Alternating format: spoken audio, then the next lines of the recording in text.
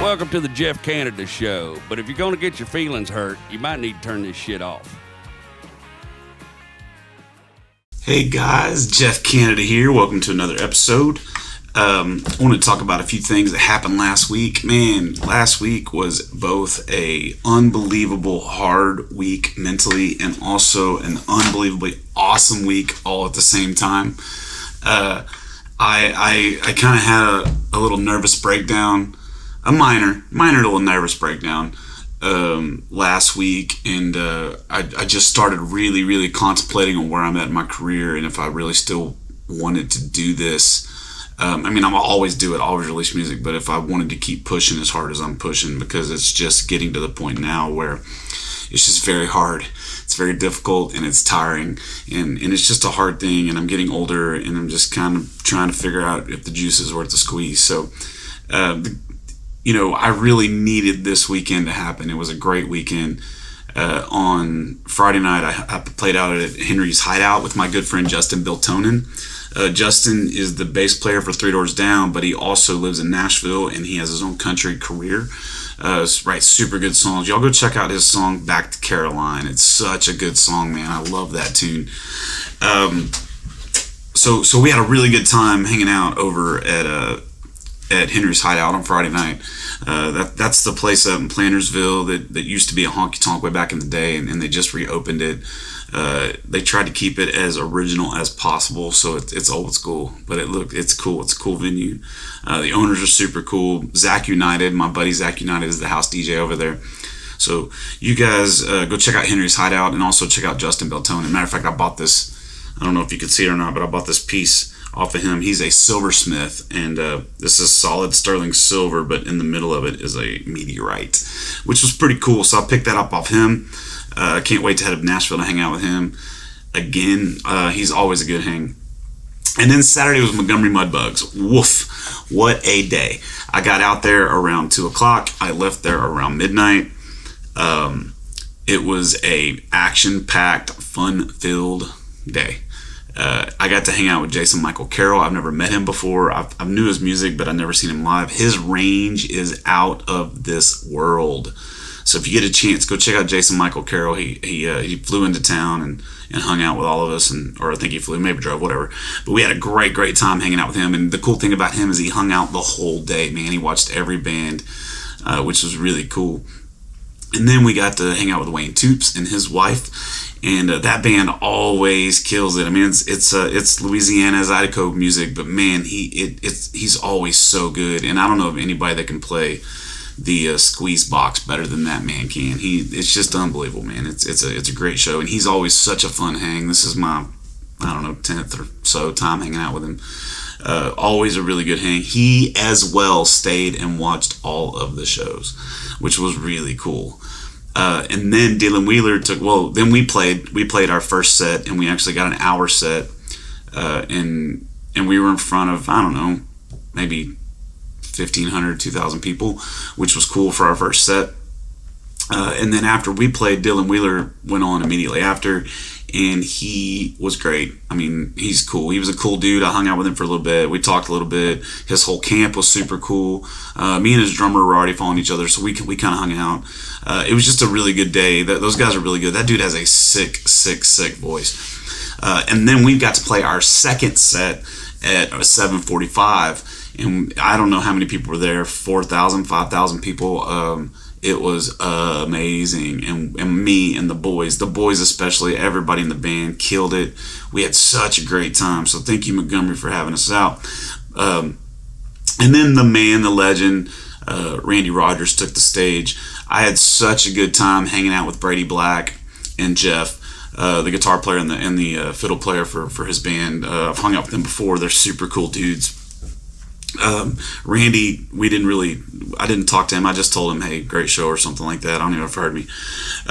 But those guys always put on a killer show, man. Randy Rogers is one of the best out there, and his band is just unbelievable. And, Brady, it was really funny because Brady, the first time I met him, he did a video for my roommate and basically was like, fuck you, Charlie Strickland. Who do you think you are, Charlie Daniels? And he's like, blah, blah, blah, all this stuff. And Candace was with me. And so me and Brady Black and and Wes Barlow were sitting over having a conversation, and Candace just comes by and she's like, "Fuck you, Brady Black."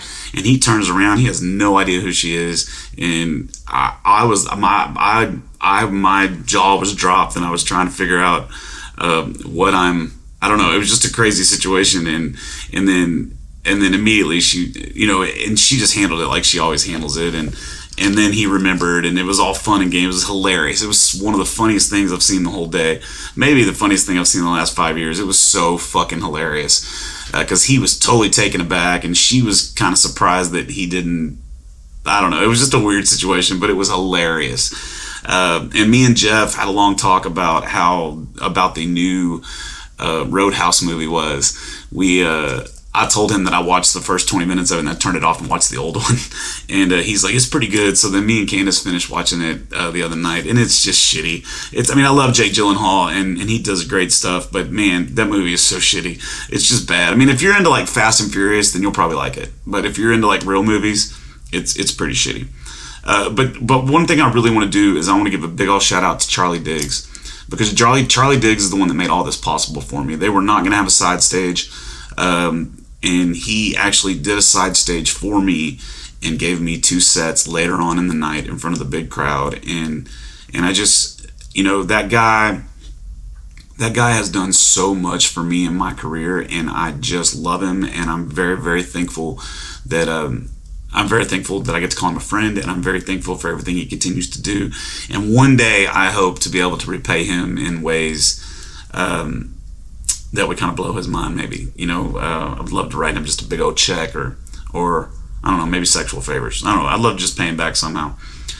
It was just a great weekend, man, and it was much needed because, like I said earlier, I kind of had a mental breakdown this week because, I'm out here playing these shows, and it's not like I'm getting to go on stage for sold out crowds or for hundreds and thousands of people or whatever. It's like I show up to a bar, and I load in, and I set up, and most people don't know who I am. And, back in the day, even if they didn't know who you were, if you were doing a good job, they would let you know you're doing a good job. And nowadays, it's just, very few people interact with the band. Very few people clap for the band. So it takes a toll on you whenever you're giving everything you have to your craft. You're giving everything you have to the music, and you're giving everything you have to the performance, and no one gives a shit. And I think we can attribute that to a few things. I think there's so much going on that that they're distracted, but I also think that there's live music everywhere, and there's so many people playing live music that what we're doing is not so special anymore. And so we're not as important or entertaining as what they got going on. And I don't know if that's ever going to come back. And I know that there are some rooms that it's still really good.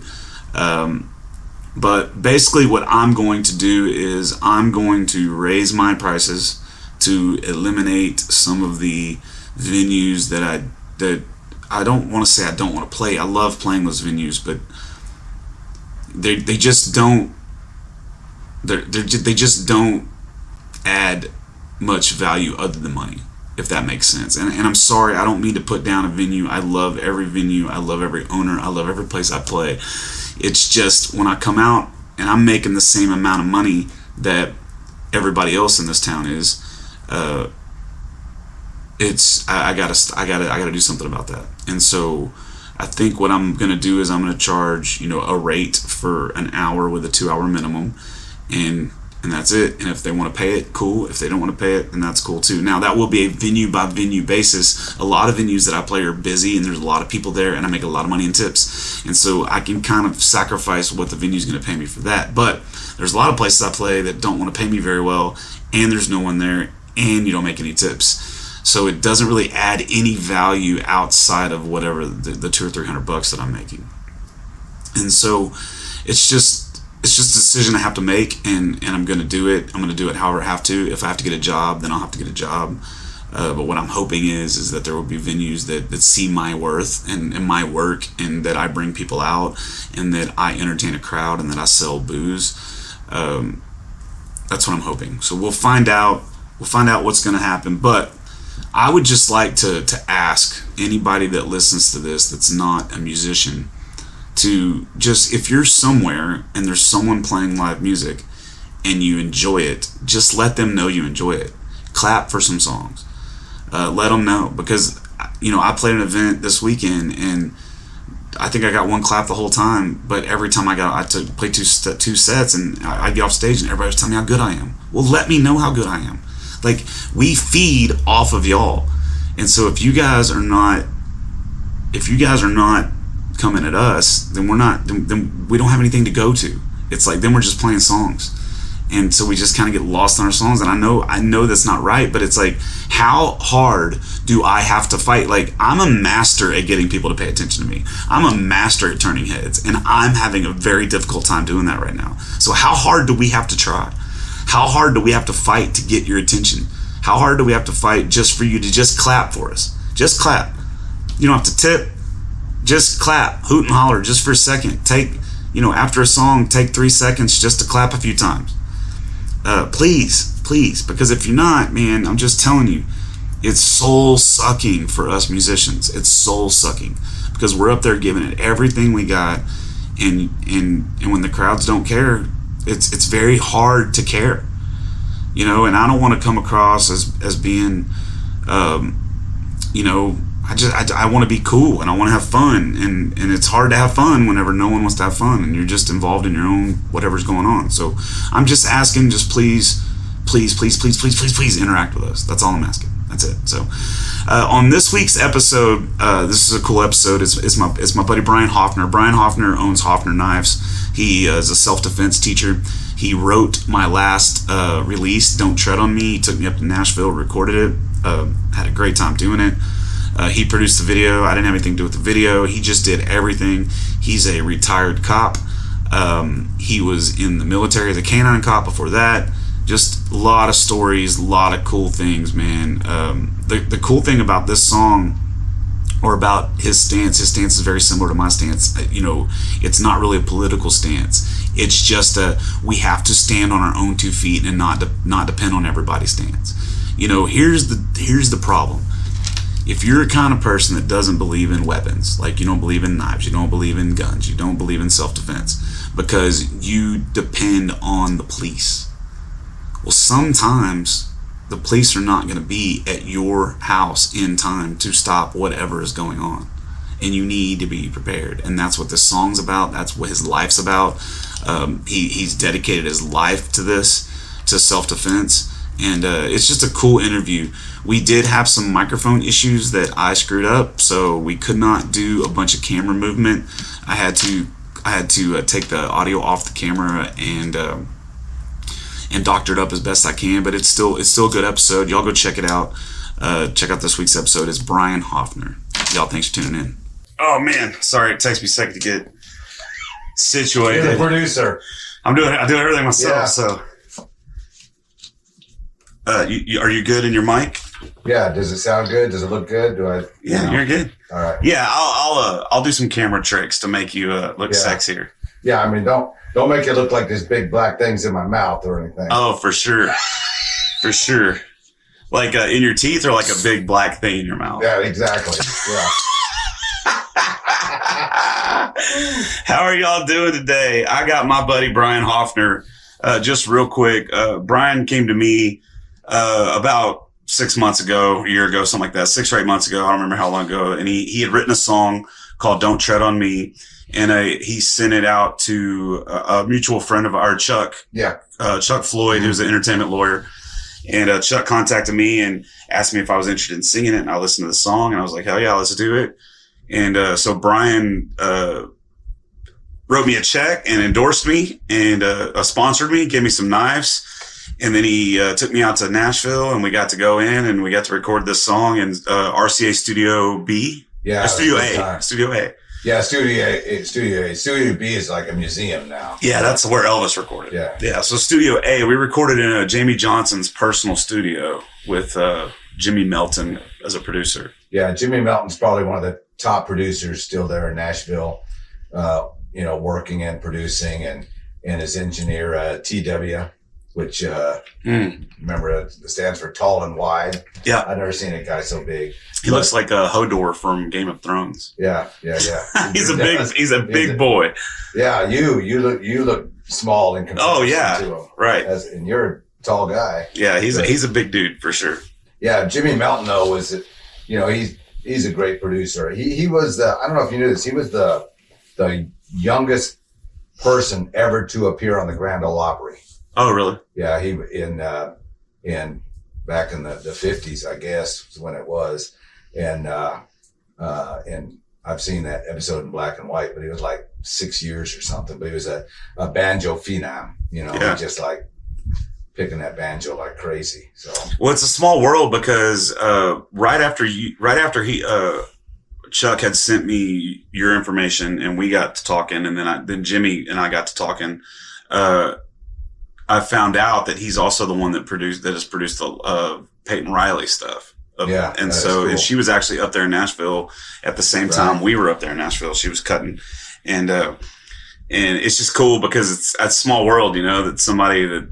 It's the music world, man, and it's Nashville, It's where it all happens, Yeah, but out of all the producers that are there, Jimmy is doing my song and Peyton's song, and Peyton literally lives right down the street. She's one of my friends, I'm kind of mentor for her, and it's just small world, It could have been any producer out there. There's hundreds in of that RCA building, where it is so much history there. I mean, we were walking up down the aisles looking at the pictures of all the old performers, and then Jimmy, was at dinner telling us all those stories about the wrecking crews and the motel rooms and that was a good dinner too. That was a good little place. I don't remember what it was called, but pretty good. I had a bison steak. Yeah, really good. I did too. It was good stuff. So that was a good trip, man. It was good times. Yeah. And I that place we went to lunch, the Hattie B's Chicken. That was good too. That was so good. So I was just in Vegas for 2 weeks for SHOT Show,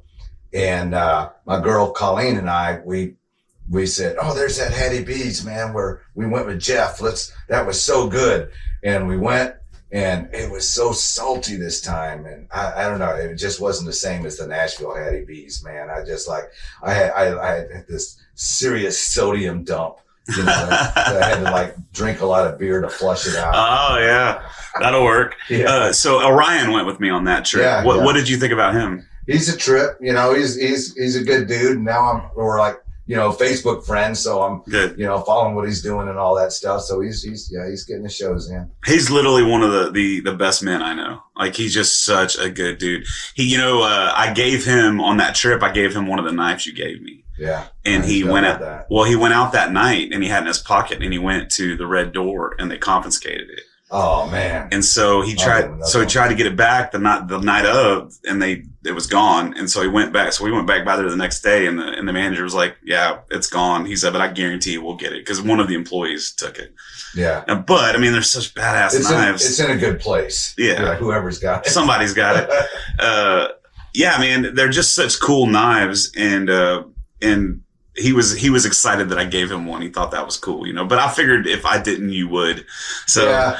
I got knives. I mean, I sent Jimmy Melton a knife. I sent TW a knife. I just love giving knives away.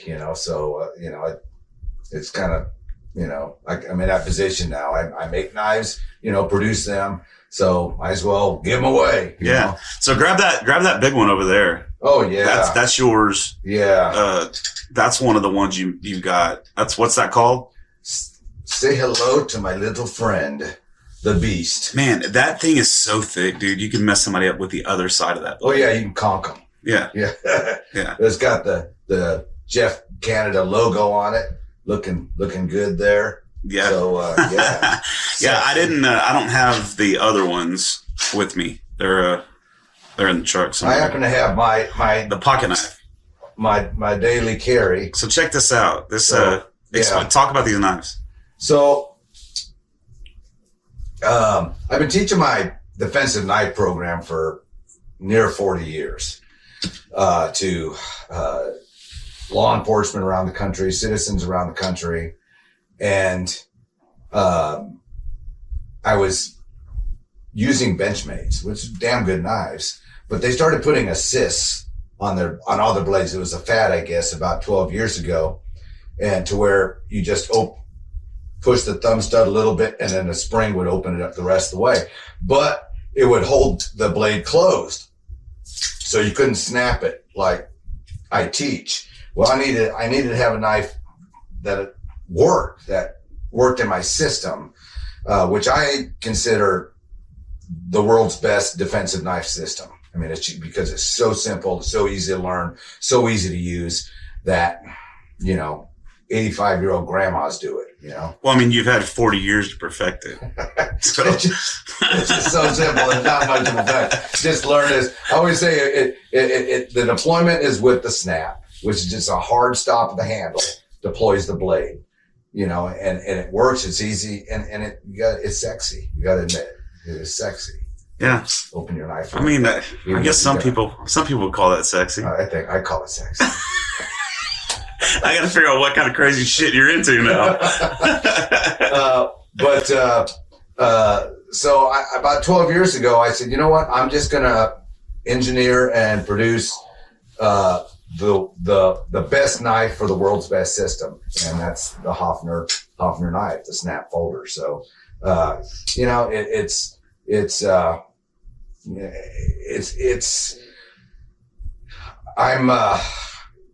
people that carry my knives and carry it daily, they just feel better. They feel better about themselves because, they got this skill and ability that will protect them if needed. Yeah. And that's a good way to live. It's a big part of what the song is about.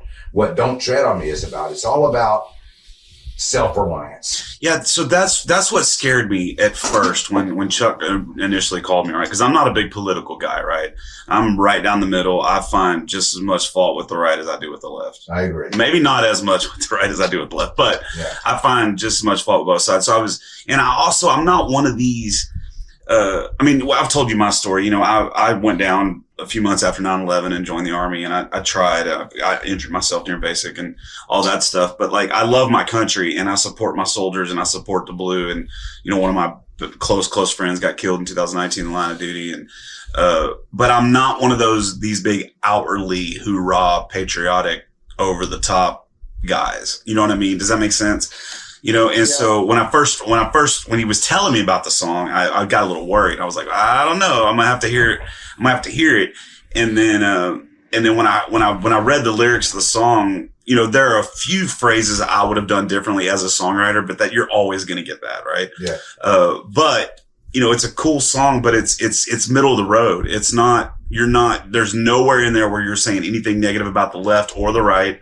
You're just saying, hey guys, you've got to stand for your own values, and you've got to protect yourself, and you've got to be autonomous for your own safety, because no one else is going to be there for you. Yeah, and that's the thing. I've always said my politics are of self-reliance. I don't depend on the government to pay my way. I don't depend on the government to take care of me. And, I'm a 40-year cop, and I will be the first to tell everybody it's good to know the cops are just minutes away when you've got seconds to live. So, you can't count on the police to be your protectors. It's just not going to happen. And especially in the big cities. Yeah. So in the big cities is where you have a higher concentration of people. And with that higher concentration of people, you got a higher concentration of thugs. Yeah. And just no ifs, ands, or buts about it. Well, the more people you have, the more chance there's a dipshit or two in those people. And there's crime rings. I mean, it's where the crime rings are and stuff. I had my truck stolen a couple months ago, in my gated apartment garage, and there's just no shortage of thieves with that. So there's no shortage of thug. It only takes one. It only takes one to truly fuck up your life. Yeah. To the one that beats you within an inch of your life just to take your watch and your $20. you know, and your credit cards, whatever. And your life has changed forever. One of my big, when I was riding patrol in Northeast, the Rock, the shit area of town, but also the area of town where they would take these, you know, nice young ladies, where they would dump them, they would take them from, you know, the nice, again, gated apartment complexes. They'd snatch them in 3 seconds, party with, you know, there would be their party tool all night long, maybe for 3 or 4 guys, 2 or 3 times through. And then they would either dump them naked and scarred or naked and dead in my beat, you know, and that was here in Houston. That was here in Houston.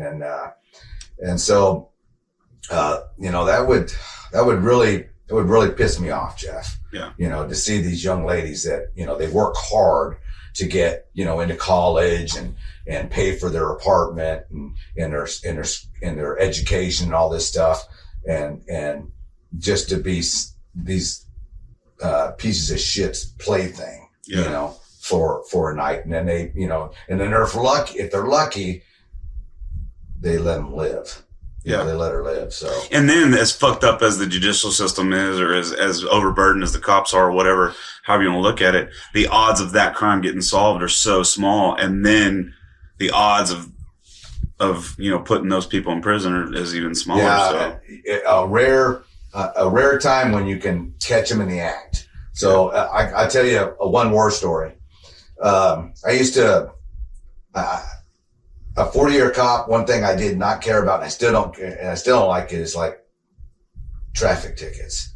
But I could tell who didn't care if I wrote them a traffic ticket. Like, you know, like they didn't even have, insurance and stuff. And they don't even care. They're not going to show up in court, you know? So I get my half day court pay and I'm happy. Yeah. You know? Yeah. But, but if I remember one morning, it was like, it was still dark, maybe an hour before I OD, got off duty. And, I mean, two different things, I guess, in each world. Yeah, in each world. But I saw this car with a tail light out, and I said to my partner, I said, "Oh, damn, man, I need my ducks, which means my tickets, right? I need my ticket for my court date. And, you know, my one ticket I'd ride all week, you know, to assure my court date for the next week, whatever." And I said, let's pop this guy. So, turn on the red lights, and the car starts speeding away, hit the siren, starts going faster. And I said, "Oh, this one's running. We got ourselves a car chase." And, the chase was on, and I could see two guys in the front seat, and then the guy in the back seat, he kept like popping up and looking. I said, "What the hell is he doing? Like trying to take a nap or something?" And so we got to, I think it was, Sanders and Louder Road. And I knew like Louder Road was a dead end. And I said, "Oh man, this is going to hit the ground," which means you're going to be in a foot chase. And, so sure enough, hit the end. And we were on the ground chasing these guys. I think one other unit had joined us by then. And so we caught all three of them guys, and got them back to the car. And in the back seat was this poor little girl they'd been raping all night, you know, and I'm not even going to say the things they did to her, but it was horrendous. Yeah. But, you know, but we caught those guys in the act. And, so they went away. All three of those guys got 33 years apiece. And, which means they're up 15 or so, 16 years. Probably more likely 6 or 7. Oh, really? You know, cause you get like 5 days for every one good day served and all this stuff. that shit right there is just kind of the fuck that makes me mad, right? So I understand if you want to do that for a DWI, or if you want to do that for tax evasion, or you want to do that for, you know what I mean? Like simple, not the DWIs are simple crimes, but like aggravated crimes. To me, if you commit an aggravated crime like that, or with a weapon or anything like that, there should be no you get 5 days for one. It should be no, you fucking go. And oh, that makes me mad. As a cop, you just like take it in stride because otherwise it'd get to you. Well, you'll start shooting them in the fucking face instead because they're not going to go to. Yeah, and you can't be the court system or the correctional system. You're just the law enforcement section of, and so you got to compartmentalize. And you got to play by the rules and compartmentalize to survive it. And most bad guys they do the same thing. They don't like hold it against you because you're the one catching them or arresting them, and they don't come after you later. It happens sometimes. I few examples of that. It's never happened to me, but it has happened to some other guys. But anyways, I made it through 40 years and never got shot. Yeah. And never got indicted for doing my job. Yeah. So I'm still celebrating. How many times in those 40 years would you say that you actually discharged your firearm? 0. I can tell you 0. I've been shot at a few times, and I've had my trigger half pressed, waiting for my gun to go off on an accurate shot on a dude that wouldn't drop his gun and then dropped it at the last second. That's I good. just pull my finger off the trigger. It's.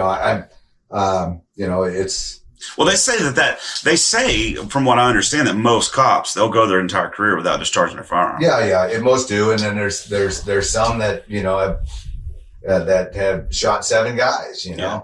So it goes both directions or both extremes, it seems to. But I was blessed that I didn't have to shoot anybody because, it's not something you want to do. It's not the reason you become a cop. Yeah.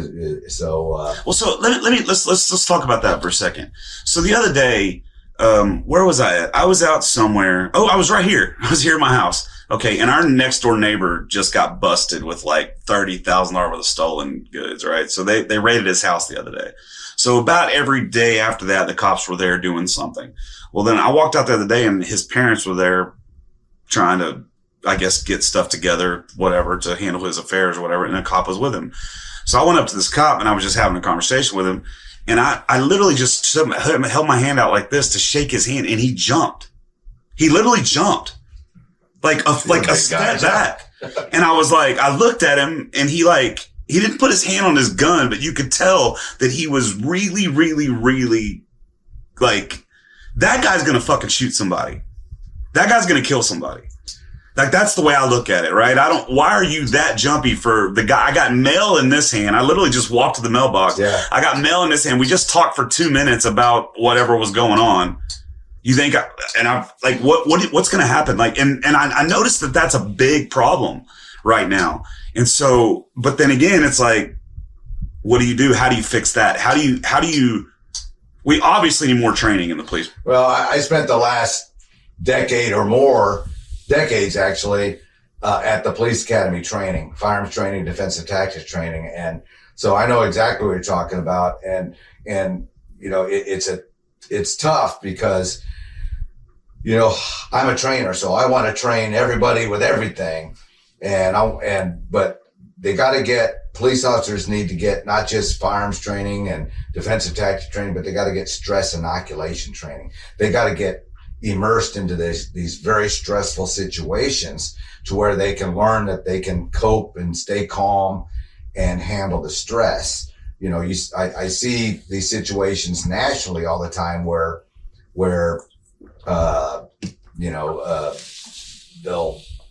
a cop will taser somebody or something, and then they'll break the taser and run, and the cop will pull his gun out and shoot him. So why did he do that? Some extreme level of stress or something that they're not getting the inoculation they need. So it's tough because training, especially training big departments like mine, Houston it costs a lot of money. And it costs a lot of time with officers off the streets. And well, you know what else costs a lot of money is having to pay these settlements for shooting somebody that shouldn't have been shot. That's true. And the most large cities are self-insured, and so they settle those, and they settle them usually to pretty small numbers. Yeah. And let's face it, like $1 million is a small number to a a big city that with a huge budget. Yeah. And the stuff doesn't happen that often. So, I fought those fights with administration all the time, trying to get more training for my officers, trying to get the training that, I felt they needed. And it's always a tough fight. Yeah. And I did that for decades. And that was part of the stuff I handed the baton to the young guys and walked away and said, it's all yours now. And I can, I sleep well at night knowing that I did the best I could to not only keep the police officers safe and allow them to go home to their family, but the citizens as well, and not, putting citizens in harm's way out of what my officers did on the street. So that's part of the.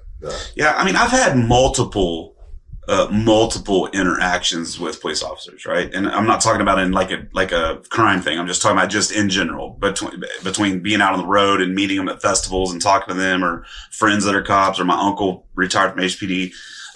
Just tons and tons and tons and getting pulled over. I've had tons of interactions with police. I mean, hundreds. Because I go up and every time I see somebody in uniform, I go shake their hand. It's just what I do. Yeah, cool. So, but with those hundreds, I can count on like one hand how many times it was the cop was just a dick. Right. Or or you could tell he wasn't fit for I've met a few too, Jeff. You know what I mean? And so, but the problem is right now, the way the system is set up is you got millions and millions and millions of cops interacting with civilians every day. Right. And then you have dozens of negative situations a day. It's not even like the percentage is so small. And then even less than that is somebody that dies at the hands of a cop that shouldn't. You know what I mean? It's but that's what we focus on because of the media. But so that needs to be fixed, obviously, because the media isn't showing a correct representation of law enforcement. They're doing everything they can do to divide the country. And if they say that this guy was shot by this cop and that cop's, but clearly there are always instances where cops do something they shouldn't do as well.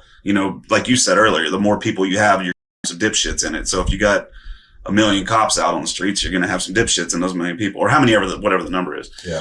But on the flip side, right now, there's no avenue really for ordinary citizens to report abusive cops. Yeah. There's internal affairs. Most departments have internal affairs, and their lines are open for citizens. But how many people are going to do that? That's it's mostly officers complaining on each other. Right. To tell you the truth. Right. And so that's what sucks. Like that cop right there, that instance the other day. Like, really, if I was a good citizen, right, what I should have said is, why are you so jumpy? And if he didn't answer that within a normal thing or whatever, to me, there's no excuse for it. I should have called and said, hey, this cop is out here and he's jumpy as fuck. Y'all might need to do that. Because now what happens if a month down the road, he's in that same situation and he's jumpy and he, discharges a firearm or whatever. So I'm the kind of person, I'm a big time supporter of law enforcement. You know that. Yeah. I mean, big time. I mean, always.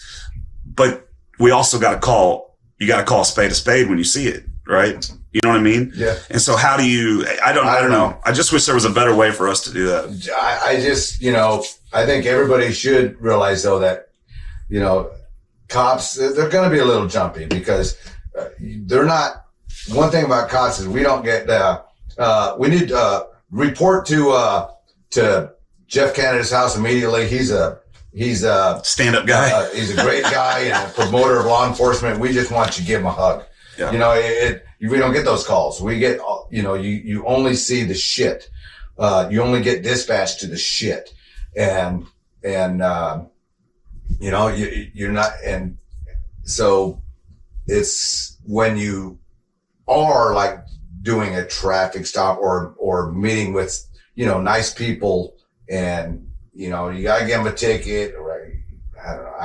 I was never a ticket writer, you kind of got to view everything as a threat just so you're prepared. Yeah. So, I always tell people, you know, if you get pulled over, keep your hands on the wheel. And if you are carrying, you know, and I'll have my hands on the wheel and my driver's license. And if you have a right to carry license or something, they're right there with it. But tell the cop, my pistol's down here on my right side, you know? Yeah. And, because so many cops get shot during traffic stops, you know, and it happens, bam, so fast. Right. What I do is I carry mine on my door. I have because I'm left-handed, mm-hmm. So I have a holster that goes right there on my door, and I just pop it out. It's right there. And so what I do is same thing. I keep my hands on the wheel like this, and I talk to him as nice as possible. I'm not nervous because I don't have anything I shouldn't be having. Yeah. And, sometimes I get a little startled just because it could be nerve-wracking to get pulled over. You're going to get some butterflies when all of a sudden you see those lights behind you. Right. Oh, shit. And then I immediately say, hey, I just, I may not have my license in my hand yet, but one of the part of the reason I have it on my door is so I say, hey, mine's on my door, and they can open the door right there. Yeah. And they can see it, or they can grab it. They can do whatever they want to do with it. And it's right there. And I'm no threat. Yeah. Hey, my firearm is right there. It's right there on my door, and that way they can take it out and put it on the back of the truck or whatever they want to do with it. Yeah. I mean, that is definitely a problem too, man. These fucking dipshits out there that are just trolling these cops, man. I'm sure you've seen that on TikTok and on everything else. And, I don't have to give you my driver's license. I don't have to do this. I don't have to do that. I don't have to do this. Man, let me tell you something. You know what, though? You're going to get a ticket. Right. Well, maybe he wasn't going to write you a ticket. But, if you're going to be a dick, you're going to get a ticket. Right. You may not get out of something by being nice. You may not. You may still get a ticket. But you're definitely not going to get anything if you're an asshole. Yeah. Like, it's that simple, and it's not your job to tell the cop what the law is. You know what I mean? If you think you're right, just be cool, accept the ticket, you get and then fight them in court. Yeah, that's what the courts are for. Right. That's what the court's for. And the odds are you're going to win. The odds are you're going to win if you do it in that way. Yeah. Right. I've seen tons and tons and tons. I mean, I had an instance one time. I was young. I was probably like 19. No, you know what? It was right before I left for the military because I was working out with my recruiter every day. And the week before I was shipping out, I was in Patton Village, Texas, which I don't know if you know where that's. It's Swindora. It's Patton Village was like a big time. That area was like known as a big time racist speed trap. Like every time you drive by, they have a black family pulled over, searching their fucking car. And so the cop was setting up here on the overpass. I came under the thing, right? I stopped at the stop sign, and then I came and I got on. Well, he pulled me over. I wasn't speeding. I wasn't doing anything wrong. So I immediately got hot-headed. Now I'm younger. I wouldn't do that now. And so as soon as he pulled me over, I opened the door and got out of the car. Well, don't do that, right? Don't do that. Don't get out of the car. And he pulled his gun on me, and I was fucking hot. And he basically told me that I ran a stop sign. And I said, no, I didn't. And I said, and you can't see where that stop sign. So what you're assuming is that when I went under there, you're just going on my timing is what you're going on. You didn't see me run the stop sign. There's no way. And so we got into kind of this, not altercation, but I was mad. I was hot. And finally I got back in my car, I slammed my door, and my wife at the time was with me, I think, girlfriend something. And I ended up getting out, but then I got out, he wrote me a ticket, obviously, because I was being a dick. But really, who's the dick? But whatever. And so, but I was able to get it because I was like, just accepted it. And then when I went and fought him in court, they dropped they dropped the charges because there's no way he could have saw the stop sign. It's just not even possible. Yeah. I stopped 10 feet back. I stopped 10 feet back. You couldn't even see that. Yeah. Yeah. Would you also agree? And it's cool. I really wanted to have a cop in here or somebody that spent time with a cop because I have some questions, right? Shoot. Let's throw this whole, what's it called? Systemic racism thing. Let's look at that. Would you agree or disagree? And I'm not saying which way to go, that there are some laws, especially in Texas, that are set up to profile certain people? Well, we're taught to profile, but not race. We're taught to profile behavior. Yeah. So, and there are certain behaviors that, just for the nature of the situation, like, you know, you know, if you're in a neighborhood, a nice neighborhood, and it's midnight, and someone's sneaking around or you know, sneaking around a house. It doesn't matter what race they are. If there's a vehicle going around the block and someone calls in, there's a suspicious vehicle going around the block, and you respond, it doesn't matter what race it is driving that vehicle. So you know, I truly believe that, you know, an officer is not racist just because they profile the behavior of somebody in their beat or district that's totally out of place, and they happen to be a different color or different race. You know, Yeah. it is more of a behavioral thing than a race thing. Well, first of all, the whole word racist, right, is thrown around so much. And I bring that up a lot on this podcast. I was raised super ultra hardcore right wing. You know, we hated everyone that was not white male Christian. Yeah. Like, we look down on women. That's just the way, you know what I mean? The women belonged in the kitchen, barefoot, pregnant. You know what I mean? Mm-hmm. We look down on Hispanics. We look down on, I mean, everything. We hated everyone. It's just the way I was raised. I mean, I'm obviously not like that now. You know, once I hit 20s and got out of that small town and saw the world. And now, I mean, some of my best friends are all, I mean, I got best friends that are in every walks of life now. Yeah. And so, I get it. And I've seen true racism, like real racism.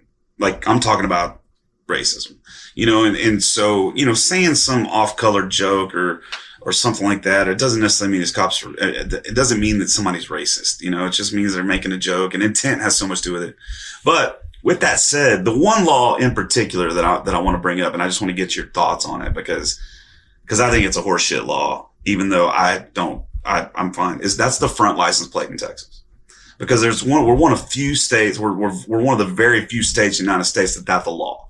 Yeah, I'm in 100% agreement with you. I don't always have a front license plate on my vehicles. Well, but the reason, in my opinion, the reason that license plate the reason that law was started, I think because when that law came about, I don't remember when it was, but that was a primarily black thing that happened with cars.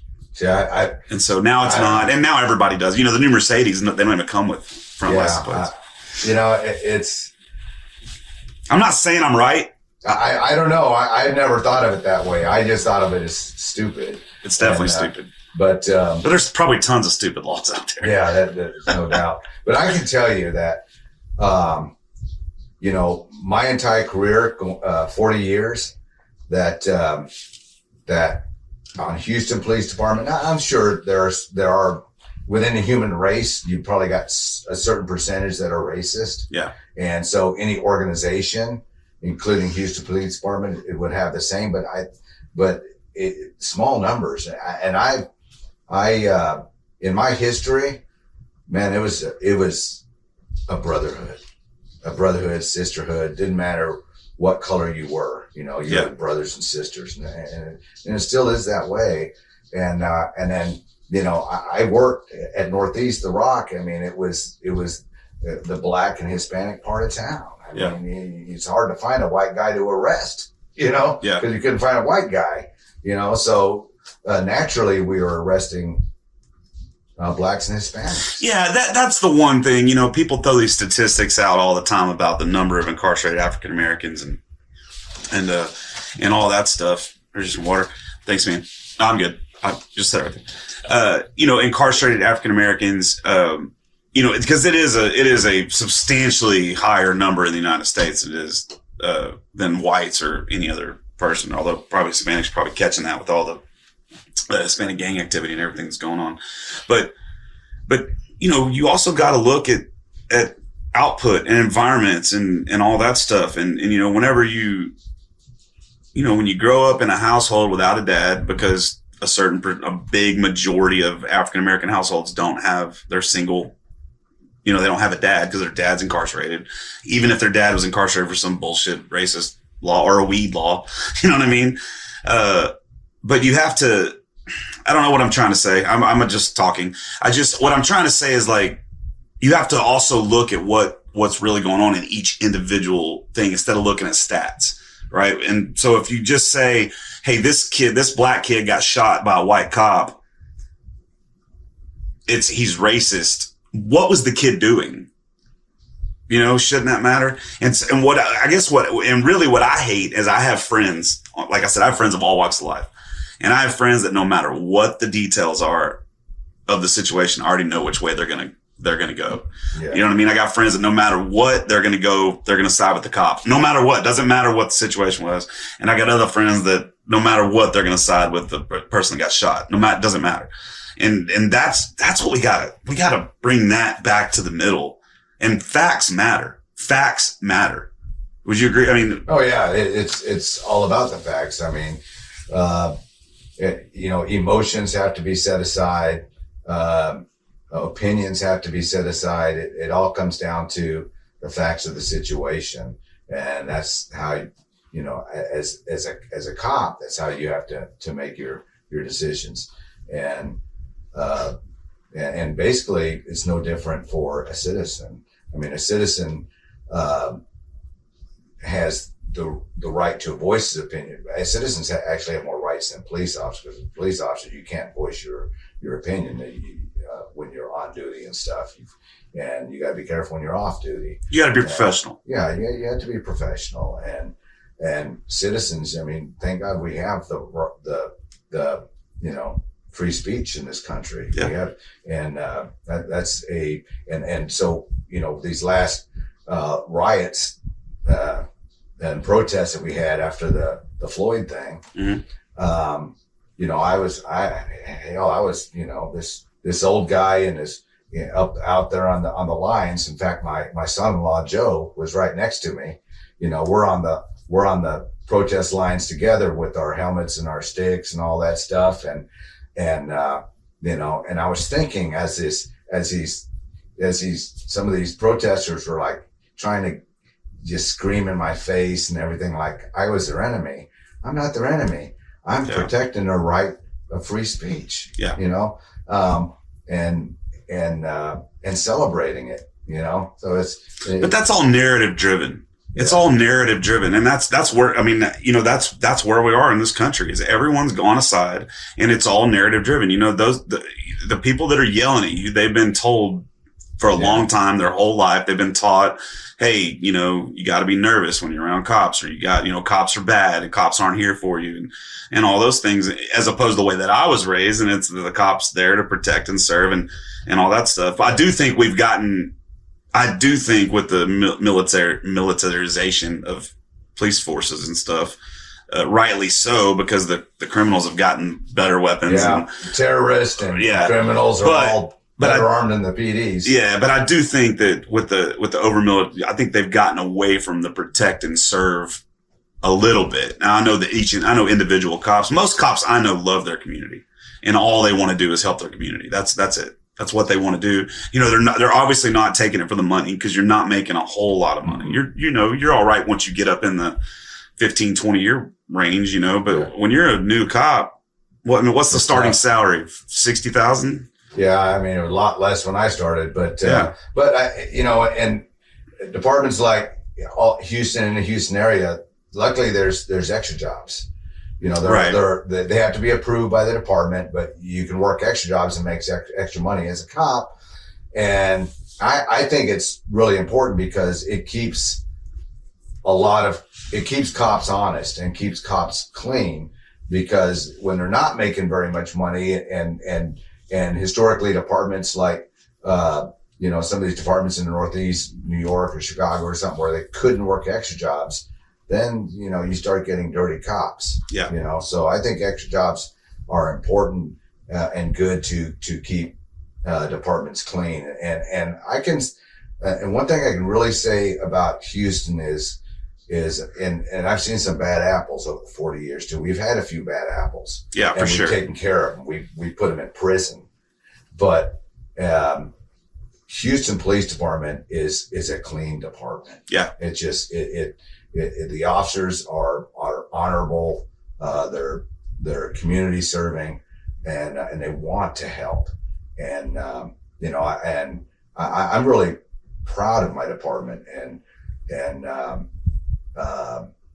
for some reason I'm visualizing my good friends that I've lost that, for instance, just recently in the last 5 years ago, Bill Jeffrey, white guy, Harold Preston, black officer, and both very good friends, both shot and killed.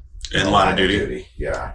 And and there's numerous others that I befriended and lost along the way. So it's not a good paying job, and you could pay the ultimate price yourself. You know, yeah. You could be killed in the line of duty. So it's and also this whole unarmed bullshit.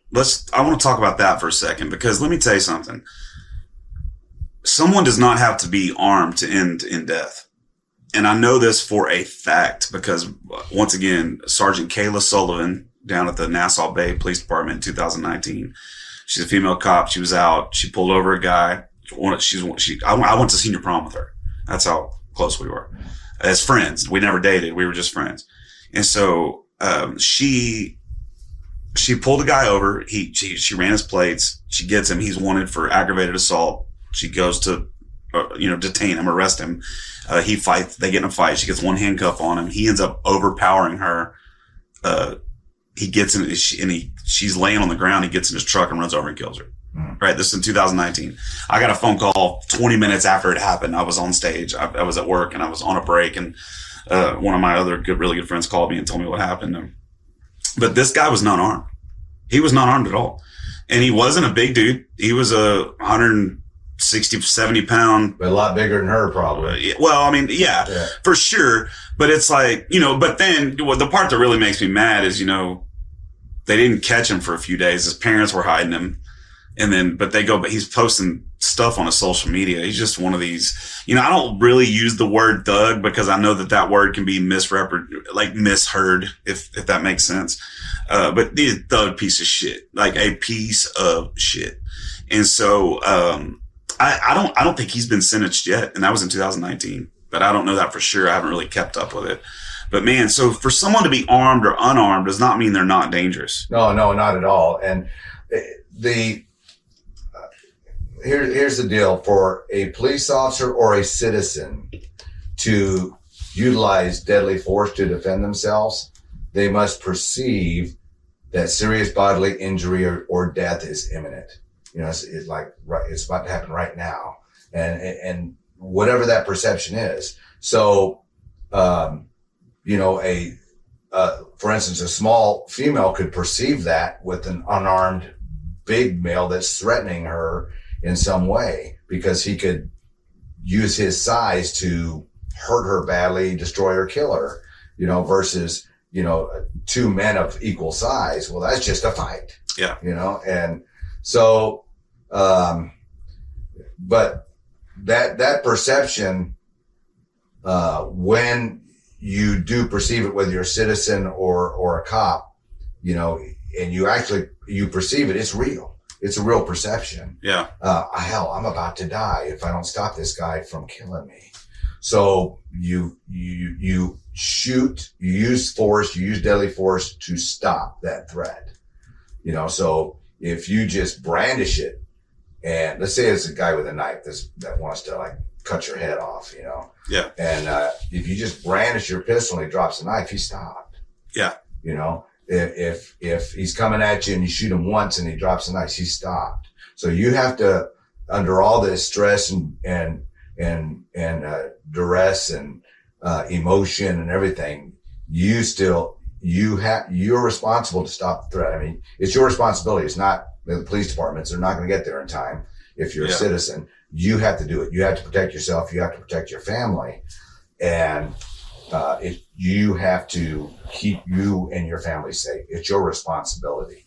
And let's face it. It's a lot easier to do that when you have, the tools to do it. Yeah. Whether it's a knife, pistol, or whatever. But what you also have to recognize, when that threat is stopped, you have to stop, or you'll be the bad guy on the 6 o'clock news. Yeah.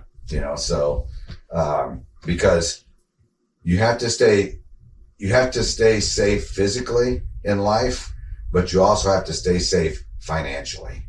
Yeah. And not lose everything to a civil trial that's going to take place after your grand jury case, whatever, and that's going to cost you. But no one.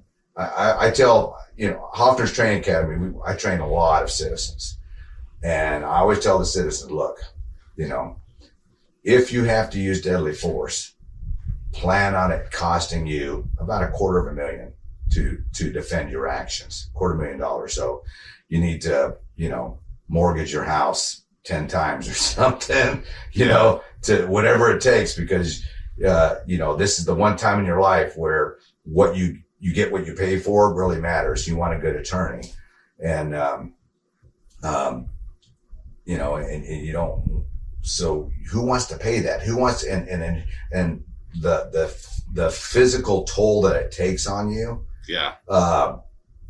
Going through all that stuff for years.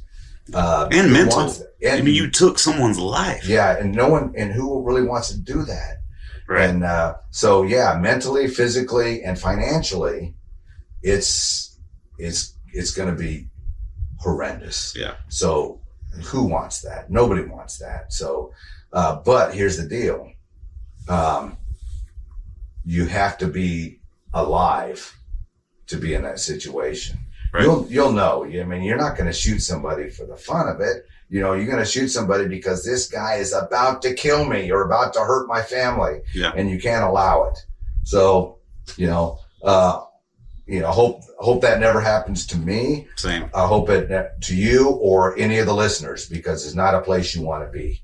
At the same time, and this is where I was talking about before, is you have to be prepared. Right. Because it only takes one person to, again, ruin your life, to hurt your family, it's that one mental case or that one hyped up person or drugged up or just for whatever reason have targeted you and or your family. Yeah. And you can't let it happen. You cannot allow that person to destroy your family, ruin your lives, kill you, hurt you. So that's part of what Don't Tread on Me is about. Having that self-reliance that I hope I never have to, but damn it, I will protect myself and family. Yeah. And, I don't count on the government to pay my way, to support me or whatever. Damn it, I'm going to do it myself, even no matter how hard I work. You know how hard it is to work with your craft, with your, you work endless hours every day behind the scenes that nobody even sees. They see you when you're on stage, but they don't see all the hard work you do when you're not on stage to get yourself on stage, to edit these podcasts, to get yourself on a stage you haven't been on before. Make sure you stay on the stage that you are every month, whatever. It's a lot of work. Yeah. And so you're working hard, and there are a lot of good people in this world that are working hard and trying to build a portfolio. And so we've got to build a portfolio. We got to keep it safe by keeping us safe, keeping ourselves healthy. You got to be healthy too, because one day you're not going to work as hard, and you want to enjoy the fruits of your labors. And I don't know if I'll ever get there, but hey, whatever. Yeah, that's the one thing people definitely don't realize. And I'm just telling you, a thief to me is the lowest. Yes, murders and child rapists and that sort of stuff, but to me, a thief is just the scum of the fucking earth, man. I have no. Because I've just had so many friends that work their ass off to get stuff, and then their trailer gets stolen or their whatever gets stolen. And so I have no, to me, a thief, if I catch you breaking into my trailer, you're probably going to die. I think they feel like they're entitled to your stuff. Well, entitled to your shit. But the government, I'm not going to get all political, but That's what we are. I mean, you got to think the number one thief in our life is the federal government. They're the biggest thief in our life. They're the biggest fucking thief in our life.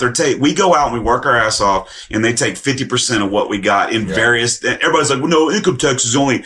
Yeah, but you're not realizing toll roads. You're not looking at sales tax. Yeah. You know, the $1 that you make is taxed like 5 times, 6 times. So maybe we should do something about that situation. And maybe if you did something about that situation, and that's what people don't equate. Maybe if you do something about that situation, that will clean up a lot of this other situation.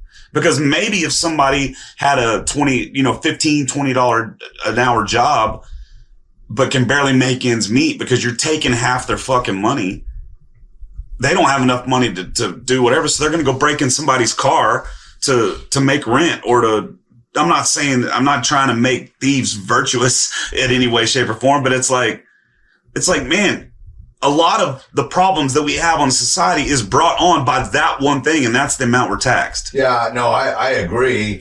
And I've always been an advocate for like a flat tax. I mean, we got to pay the bills. We got to give our money to the government a certain amount, but for sure. But a flat tax, exactly what it is, 10%, 12%, whatever. And let that cover everything. I'm a big fan of consumption tax, and that's not ever talked about from anyone. And what that means, what I'm saying is, I think Ross Perot may have had an eye around this thing, but what I'm saying is you eliminate all income taxes. You eliminate all taxes from American citizens. Yeah, tax for what they spend. But when you go down and you buy a gallon of milk, you're taxed a certain percentage, because that way what you're doing is, it doesn't matter if you're making $10 an hour or if you're making $10,000 an hour. You're paying the same. It doesn't matter if you're an American citizen or if you're a citizen from outside the United States. If you're visiting, you tax everybody the same, no matter what. You buy something here, and then you don't have to disband the IRS, because the IRS, what they do is then they just start working with the companies, because somebody's got to pay that tax. So if you get charged that tax at the grocery store then has to pay the tax. So the IRS, instead of going after each one of us individually and that bullshit that happens every year with the tax returns, and we wouldn't have to do a tax return anymore. There's no deductions. There's no nothing. You make what you make, you spend what you spend. It's taxed. They go after the stores, and it's that simple. It's literally could be that simple. And you would probably, the income from that would probably be way above what it is now, because there's so many deductions in some ways. Well, it would be fair. Yeah. Because if you make a lot of money and you spend more, well, you're just getting taxed on what you spend, not what you make. Right. But let's face it, you make a lot, you're going to spend a lot. Yeah. So, yeah, it makes sense. And if you die, what you have goes to your kids, and there's no tax on it until they spend it. Until they spend it. It's that simple.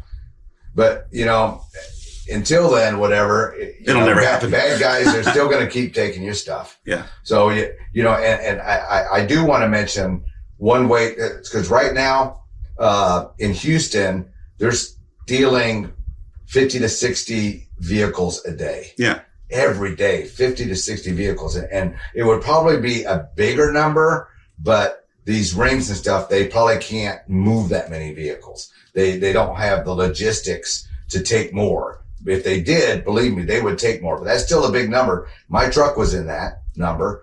They hijacked my truck basically, by intercepting the key fob.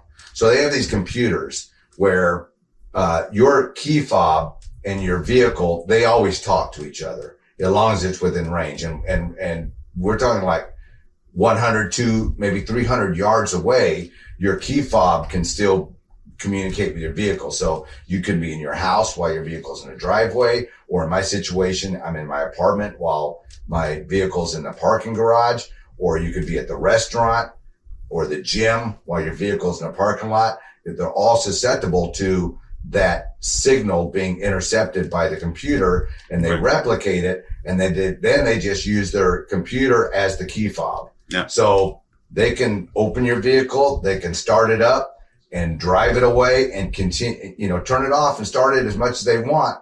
They've got your signal. So what you have to do is, listeners, do this. Let's stop these motherfuckers from stealing your car next. You go on Amazon and just type in Faraday, Faraday, and you get a Faraday box for your house, and that's where you put your keys every time, and it won't transmit. It's got the Faraday lining. Yeah, they have bags too that you can put in your pocket. That's to say, and then you get the envelope of the bag, you put in your car door. So whenever you go into a restaurant, gym, whatever, you put your keys in that. Yeah. And they can't intercept the code. There's some benefits to that box, like in the house. You can find your keys because now you always put them in there. So you know where your damn keys are. Yeah. So anyways. It's the same with garage door openers. Yeah. Same thing. They intercept those scanners. They sit out there and watch you. And when you open your garage door, whether it's on the outside, but now the front doors, a lot of people are putting those things on their front doors. So they don't have to do their key. They just hit unlock and walk in. Yeah, the convenience of this digital world it makes it a lot easier on the thieves. But you got to protect your stuff, folks. You can't kill to protect your stuff. I mean that gonna cost you. Could cost you your freedom. So but as citizens, there's things you can do. Yes, you can secure your stuff, make it harder. Get gas during the day. Don't, make sure you have gas. Don't be stopping at gas stations at 3:00 in the fucking morning. Yeah, nothing good happens after midnight. How many times have we said that? How many times have you heard that? Because it's true. Or even at dark period. Like, when I got held up the first time. Yeah. So I was 22 or 23. It was the night before I met my ex-wife. I was going to see my buddy Michael Flores play at Sidecar Pub, and Sidecar Pub was over off Huffmeister and 249 or 2090, one of the two, I can't remember. Like Cypress, so it's 2090, that Cypress area. Well, at the time I was working for my little brother. He was paying me in cash, so I had two $100 bills in my pocket. Well, at that time I had to go down the toll road. This is before Easy Tag. Yeah. You had to pay cash, but they wouldn't take anything over a 20. So I stopped at the Best Buy over at West Road and 45. Right? Mm-hmm. You know what I'm talking about? Mm-hmm. So I passed up the Beltway, got off, went to right there. It's right there. Went in. I bought, at the time it was a live album, the band Live, and the Rush out, the newest Rush album that just came out. I paid for those. Walked out. When I walked out, this black guy was like, "Hey man, can I bum a couple dollars off you or whatever?" And I was like, "Nah, man, I don't have any money." And so I went to my car and I got in my car, and then I hear a tap on the window, tap tap tap, and I look up and I see this little silver automatic pistol. It was tiny. It was like a 32 or something, one of those, like, you know what I mean. Mm.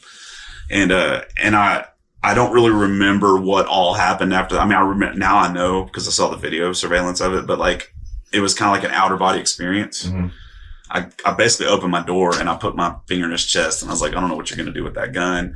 And he never pointed at me, but when he did decide to point it at me, I grabbed it with this hand. I caught him in the throat with my elbow, and then I pistol whipped the fuck out of him and got on top of him. And then listeners, that won't always work for you. No, listen, at the time I was in like a really, really, really bad mental place. So it was like, you know what?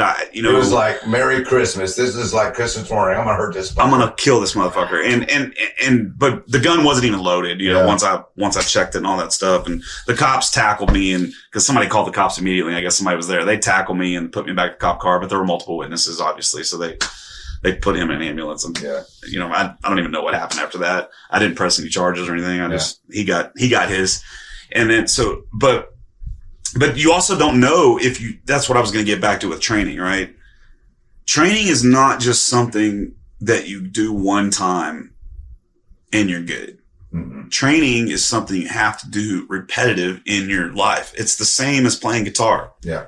If I learn how to play guitar, but I don't continue to get better, continue to practice and to continue to train on that guitar, it's going to go away. The godfather of modern defensive training, Jeff Cooper. He's long since passed, but he kind of got this whole training revolution that I'm involved in started. But he once said, owning a gun no more keeps you safe then owning a guitar makes you a musician. Yeah. Same thing. Yeah. Very true. So yeah, you have to, what I do is, because I know this, I know that you have to continually train. I teach you how to continually train. I teach you how to be your own coach with practice and dry fire. And, so that you could continue and get the repetitions that you need to make your skills and ability more reflexive, more reactive, which is critical. And, because if you don't, then you'll freeze. Yeah. You don't know what you'll do. You don't know. You don't know what to do. Maybe it'll click. Yeah. And maybe that training you took 10 years ago will click and you can do it, but maybe you lock up. And if you lock up, you're fucked up. And one of the reasons, you can lock up is because of disbelief. I can't believe that this one thing that I thought would always happen to someone else is actually happening to me now. And that's what happens. Yeah. So, you have to, when I teach like police officers how to clear a house or a building, I teach them to expect to see the bad guy in every dark place in every corner, and then just be disappointed when you don't, because otherwise it's like, there's the guy, Right. And you get the rapid lift and the freeze, and if the guy can hurt you. So, basically awareness is a big part of what I teach. You need to be aware of your surroundings, know what's going on behind you, do that behavior profiling. And, the good thing is you get to be a people watcher, right? Right. That means the good looking chicks too. Can't leave them out. They can be dangerous. So, but you just have to people watch, know what's going on about you. And then back to the gas pumps, those bums and stuff, they'll walk. That's one of the times that's your space when you're pumping gas. They don't need to be close. Right. They should not get close, and you should not allow them to get close. So here's your chance to practice being rude. Okay. Because you need to defend that personal space. Yeah. And stop them. Stop right there. I said, stop, and be rude. Stay the fuck away from me. What's the matter with you? Right. I don't want to talk to you. Go away, and don't allow them to get close. Yeah, you can. I agree 100%. I was going to bring that up is one time, I was going to go to the casino. So I had $1,000 cash on me, and I was like, all right, I'm gonna go to the casino. And, at this time I was living in the West U area right there in Houston, which is a pretty nice area. Mm-hmm. But I went to it was like 8:30, 9 o'clock. The sun was down. It was dark. And I went to the gas station right there on Wesleyan and 45 or Wesleyan and 59. Where that's at right there in the West U area, whatever that area that is. And, I stopped Shell station. I was getting gas. Well, this car rolls in on me, dude. And it's got 3 dudes. One stays in the car and 2 guys get out and they start walking towards me. Well, I didn't have a gun on me. And so I didn't know what to do. So I just kind of basically, I put my hand behind my back as if I did have one. Mm-hmm. And I said something along, hey, y'all just go and get back in your car. You don't want to roll up on this. Yeah. And luckily I was so stern about it. They got back in the car and drove off. Yeah. I guarantee you they had ill intentions. They wanted an easy mark though. And listen, I'm not trying to pretend I'm a badass, dude. This one time a guy pulled a knife on me and I cried like a little bitch. I gave him my fucking wallet. I gave him everything. Like I was like, here you go. Like I did everything he wanted me to do. Luckily, he just took my wallet and what he did, he opened my wallet, he took the cash out of it and threw my wallet on the ground and walked off. Perfect. You didn't have to cancel your credit card. Right. And so,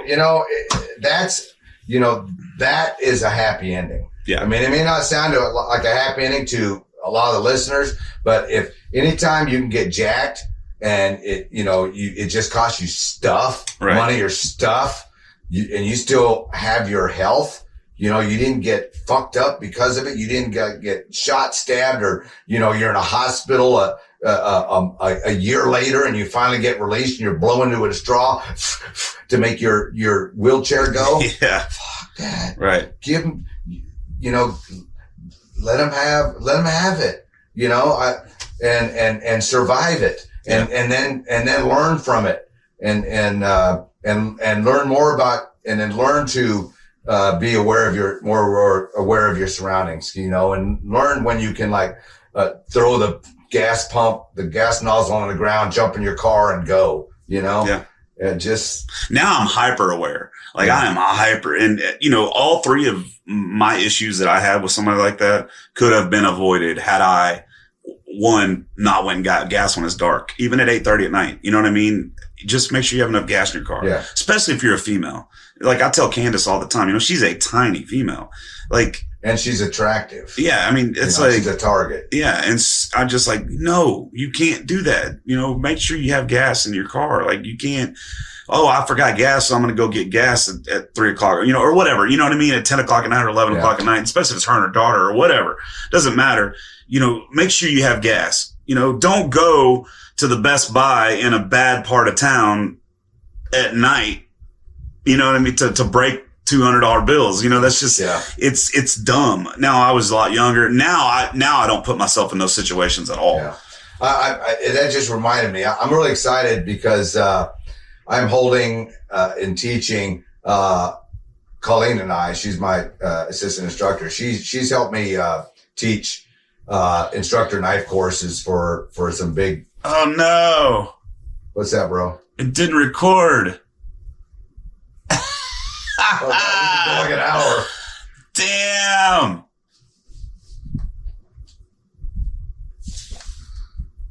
You're the producer, man. I'm gonna have to pee before we start over. Go pee.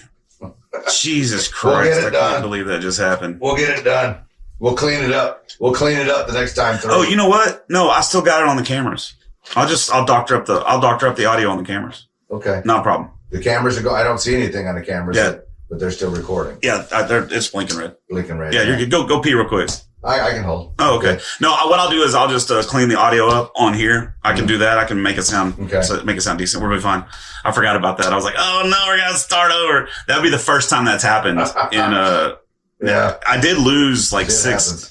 Man, this has been a clusterfuck from the start because I didn't know anything I was doing. But you know what? You can't when you turn it up when you hit start and you're the viewer. You don't know.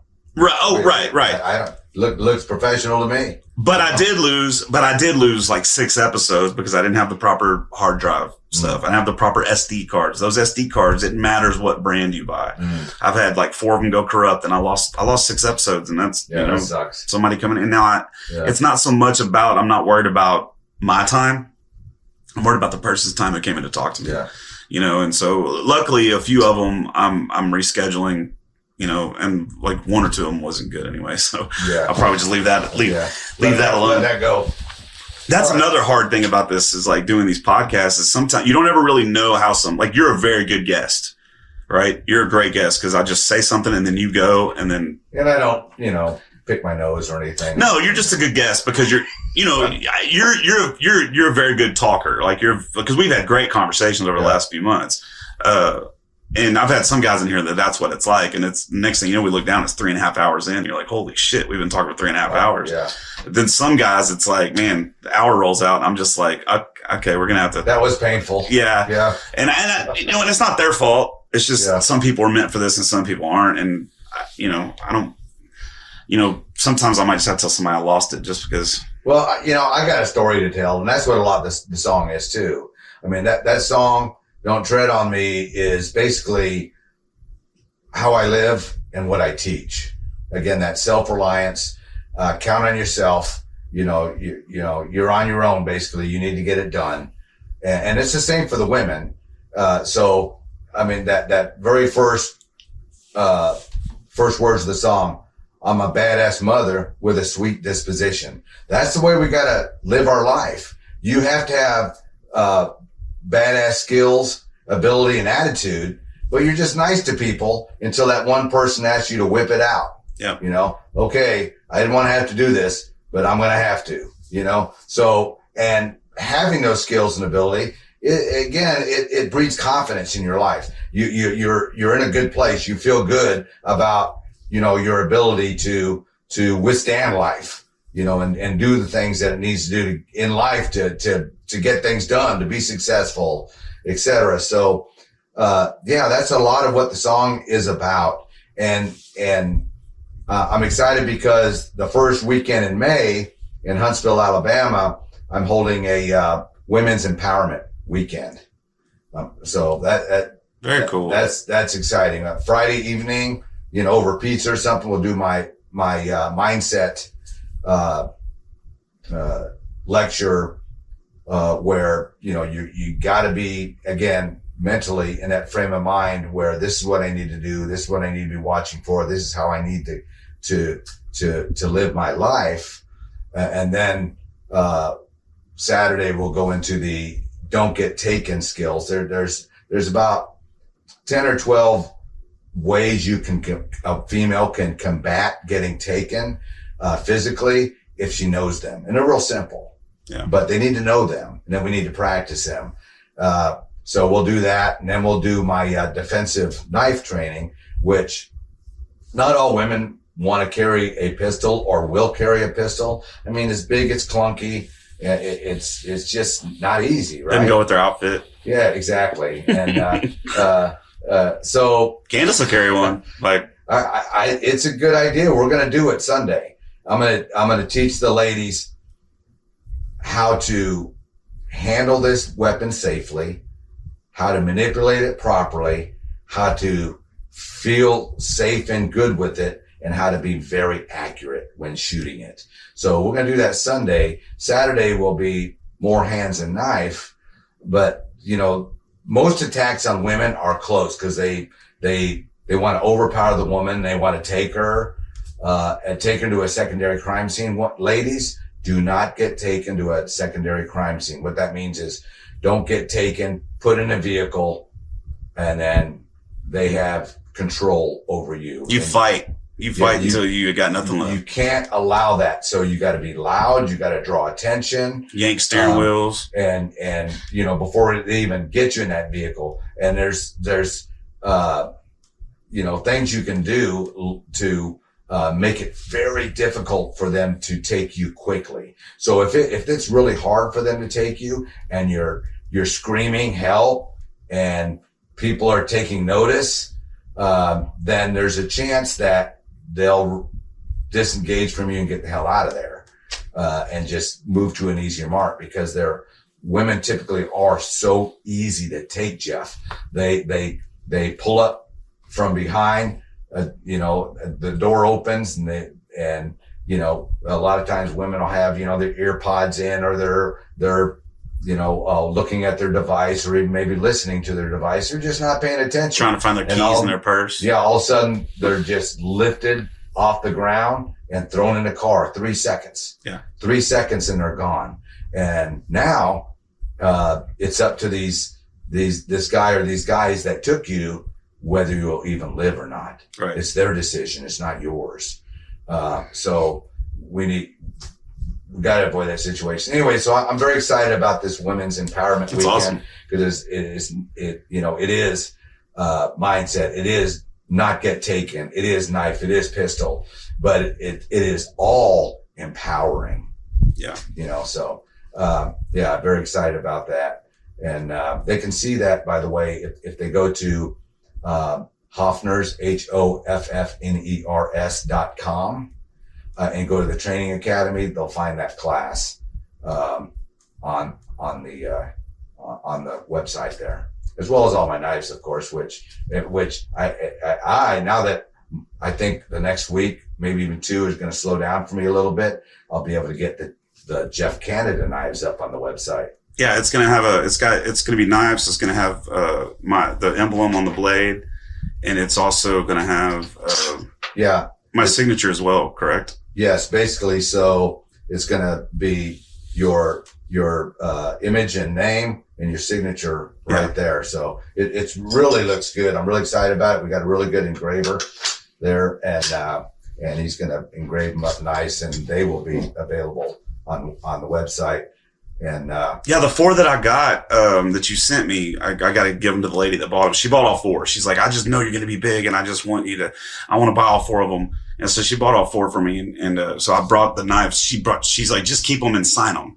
And I was like, well, I don't really want to sign it with a pen because that's going to wear off so fast. Yeah. And that's why I got back with you, and you're like, yeah. And so you sent me 4 more, and I got them actually I have them in the closet there. I can probably grab them and show the camera, but, yeah, it's a really cool thing for me to have in my merch booth, and because people will buy them at the merch booth. Mm-hmm. And I mean, I've already sold, I gave you gave me like 23 or 24 before those other 4. So you gave me like 28. Mm-hmm. Did you know you gave me that many knives? Holy shit. You gave me like 28 knives, man. I'm going to have to get you a 1099. You are.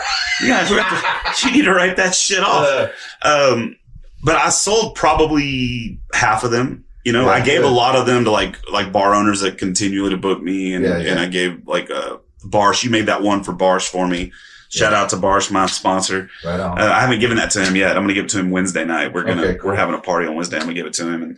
But I gave one to, just various folks. And, I gave one to Riley, the guy that does my merch, cause he wanted one, and, he works his ass off for me. So, so those are cool things to give, but it's also cool to be able to sell them at my merch booth. Yeah, definitely. We'll keep those coming, and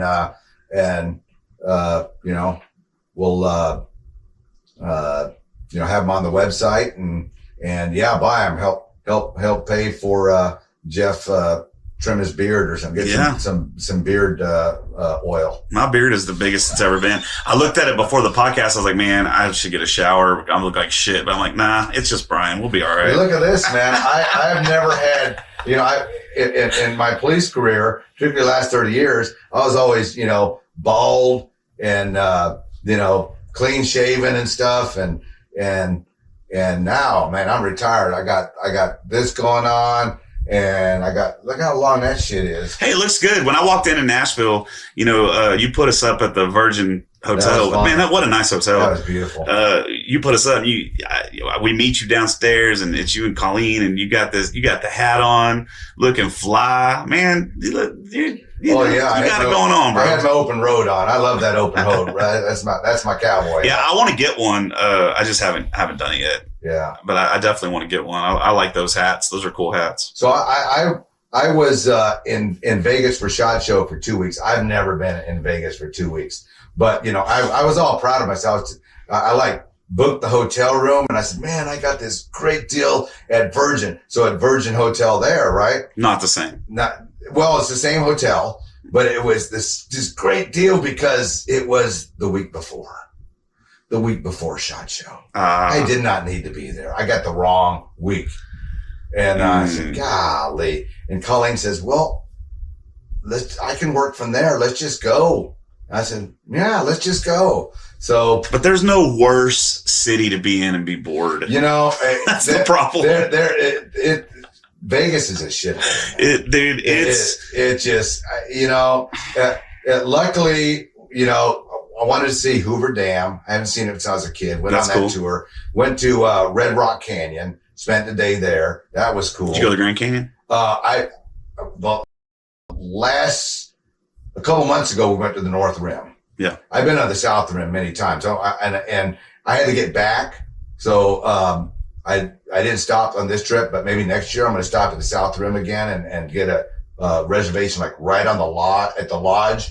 The old log lodge right on the lip of the canyon. Oh, it's great, man. It's like, sit out by the fire in the lobby in your pajamas and drink coffee, and walk right out to the Grand Canyon. Yeah, I love it. I'm going to do that again. I love the outdoors. I love this country. These United States of ours are so damn beautiful with all their, the national parks and state parks and places to go and just place to get lost in the mountains. And I love it. In fact, I got, the old person's,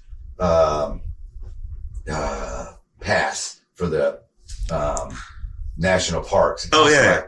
It was like, I don't know. It was like nothing. It was like $20 or something. And I get in free or something. The Red Rock Canyon cost me $2. Yeah. With it for what I want to do. It's crazy. So yeah, they're a great deal too. And I just love it. Whether it's, Yellowstone or Yosemite or a lot of the smaller, national parks and everything. Get Man, out there. our national parks and state parks are one thing that I think in this country are very underutilized. Because when you go out there, I mean, there's not most the big of the name time. parks. Yeah, Yellowstone, whatever. and, yeah. But there's a lot of state parks, man, that just like nobody, I mean, they go to, but it's usually just one or two people. And you look out there, I mean, there's always someone there, which is cool. But yeah. I went in 2021, Candace, she wanted to go to Vegas. And so we flew to Vegas, and I've never seen the Grand Canyon. I've never been. I mean, I've flown over it plenty of times, but I've never been to the Grand Canyon. And so she took me to the Vegas side of Grand Canyon. Mm-hmm. It's a money grab. It's a money grab. You got to go on a tour. You can't just walk out on the canyon. You can't do anything. You have to go on one of these tours. And then you do that skywalk thing, which is not, it's expensive and not worth the money. That's the Indian thing. It's stupid. Yeah. But then a few months later in October, she wanted to go back to Vegas again. And I don't like to fly. I hate flying. And so I said, I'll tell you what, I'll meet you there. And so I got in my truck, and it took me 3 days to get to Vegas. I never got on interstate one time. I took back roads all the way there. That's awesome. I stopped and did some hiking. I did some others, went to some museums, did all kinds of like small town stuff. Mm-hmm. But on the way, I met her in Vegas. We hooked up with some friends. We stayed there for the night. The next day, we drove out to Death Valley, California, which is another just amazing place. Mm-hmm. And then we came back to Vegas. I dropped her off the airport, and I drove back. I did the same thing, but this time I went up through the other side of the Grand Canyon. I guess the west rim or east rim, maybe south rim. I can't remember, but it was all free. You just pull up and you're right there on the canyon. It's so much better than what you see, what you get at the Vegas. Although the Guano Point in the Vegas tour is cool. That is cool. Yeah. But it's a money grab. The South Rim. I mean, even if you just like drive to every lookout and walk out and just look from that point of view, it only costs you the entrance to the park. And if you get like, a lifetime entrance, whatever thing, you can go all the parks for free. But I remember the lodge it wasn't too bad. It was like, I want to say like $140 a night or something, but you got to book it pretty much way in advance when you're going. But it's worth it because, just outside the gate will be all these cheesy dump hotels, and that are 10 miles from the rim, where for $140 a night, you can stay in this log lodge that was built, 120 years ago, and it's 50 feet from the lip. And man, I love that. That's awesome. And then, I remember my last wife, Sada, her and I were there, and we hiked down to the bottom Phantom Camp and back up. It took us about 8 hours, and it was a good hike. It was hot, and she's she's like 50 something at the time, and but I remember we went to the bar, a really nice bar in that lodge, and then the restaurant there, white linen tables with log walls. It's just, you can drop a bill there for sure. But I remember they carded her, and she did not have her card, and she couldn't believe she would get carded at 50 something. But anyways, that hike down to the bottom and back up again, you don't have to do that, but that doesn't cost anything. Yeah, it comes with a price of admission. So these national parks, they're beautiful. There's just a lot of beautiful places in this country that even outside the parks. I'm a mountain guy. I love the mountains. Me too. And Colleen and I, we went up the Palm Springs tram to the top of the San Jacinto Mountains last year, but then we drove around the backside and we hiked up the mountains, and it was beautiful because it started snowing, and it was just giant, slow falling snowflakes, while we were hiking, and it was just us. Yeah. It was just her and I, nobody else on that trail, and it was just it's amazing. I didn't go last year, and I didn't go in 21. I did. I went in 21 because I went right before I met Candace. So my bass player, he climbs 14ers, and he's done like 18 or 19. His goal is to do all 96 or 98 in the United States. And so 2018 or 19, I climbed my first one. I didn't summit it. I couldn't make it, but I still made it like 13,000 something feet. And it's man, when you're out there in that environment, it's just so freeing. It is so freeing. But again, you got to be aware of your surroundings, man, because there's a lot of shit that can kill you on those mountains. Yeah. Lightning is a big thing up there because those mountain storms will come in on you. And weather, cats will get you. I mean, the odds are they won't, but if you're that person that it gets, then the odds don't really matter much. The last time I was at Yellowstone, the week before I got there, someone got killed by a grizzly. Yeah, grizzlies happen quite often up there. Yeah, so when I go hiking in bear country, I'm hiking with a 45. I like a big bullet. Yeah, Candace and I were down in Big Bend last year, and down in Terlingua, and we climbed Emery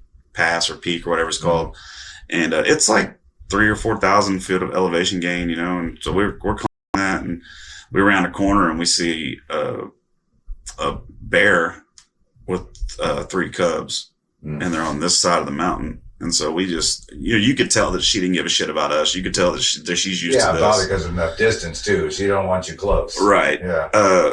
Actually, I mean, it wasn't bad. We were probably maybe 35, 40 foot away from her. I mean, it was close, and she just didn't give a shit. Huh. And I told Candace, well, just wait a second, let her walk off. And so she finally walked off because Candace is like, fuck it, let's go.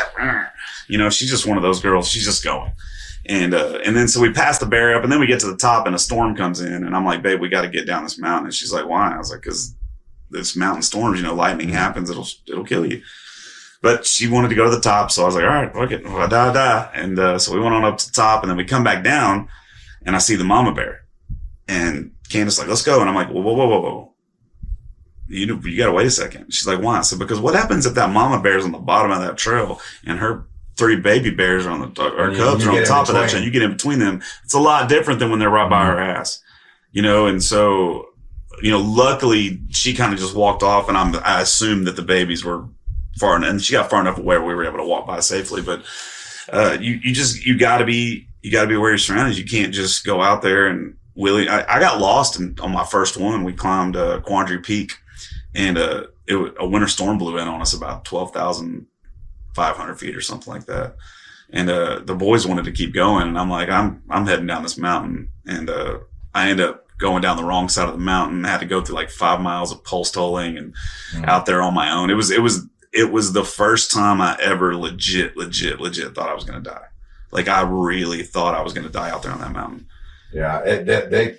I mean, those high mountains, the weather systems will kill you. I mean, look at what it's done. I mean, the highest mountain, Everest, a lot of people, have Rob Hall, Jeff Fisher or whatever in 96. You remember that one where all those people got. I don't have very much sympathy for people that die doing something like that. Well, they're the guides, and they're responsible for those people, but those people are paying them big money. Right. And in the case of Rob Hall, he allowed one of his clients to talk him into going up to the peak when he knew they had to go down. Yeah. So, you got to take charge in a situation. You can't allow that, but you do have to be aware of the weather situations and stuff, and the bear.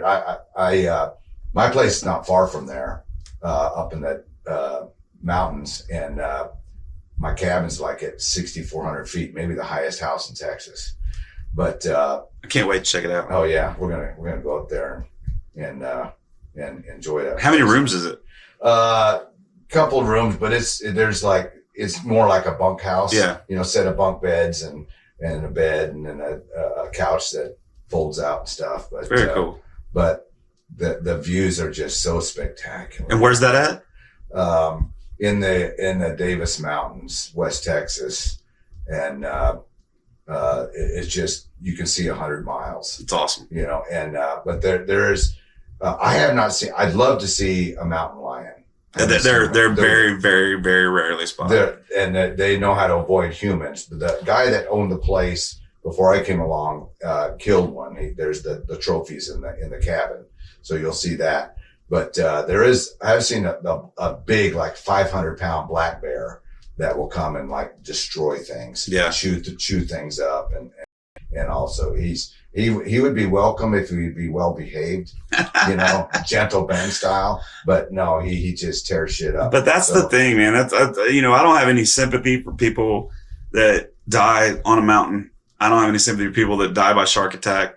I don't have any sympathy for people that die in a submarine that was rented for fucking fun to go down and explore the Titanic. It's just because you're putting yourself in an environment the risk that you're not supposed to be in. Yeah. And you're willing to take the risk, you know. But with that said, in fact, I use, in my awareness, you have to be aware with your five senses, right? We learn them in kindergarten, but also your sixth sense. Your sixth sense is that, with your gut. Your gut. Yeah. So, I was trekking the Himalayas with Peter Hillary, son of Sir Edmund Hillary. Peter has summited Everest more than his dad only did it once. Peter did it twice. And then Peter attempted to do the western face of Everest when, which is, I don't think it's ever been done, but when all of a sudden it went one of his buddies, like a couple of minutes later, there went another one of his buddies and his last remaining buddy is like, we need to go back. We need to get down. Yeah.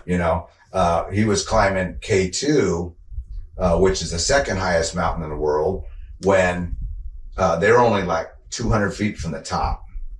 And I use this in my lecture for that gut feeling. His gut was telling him something's not right. We need to get the hell off this mountain.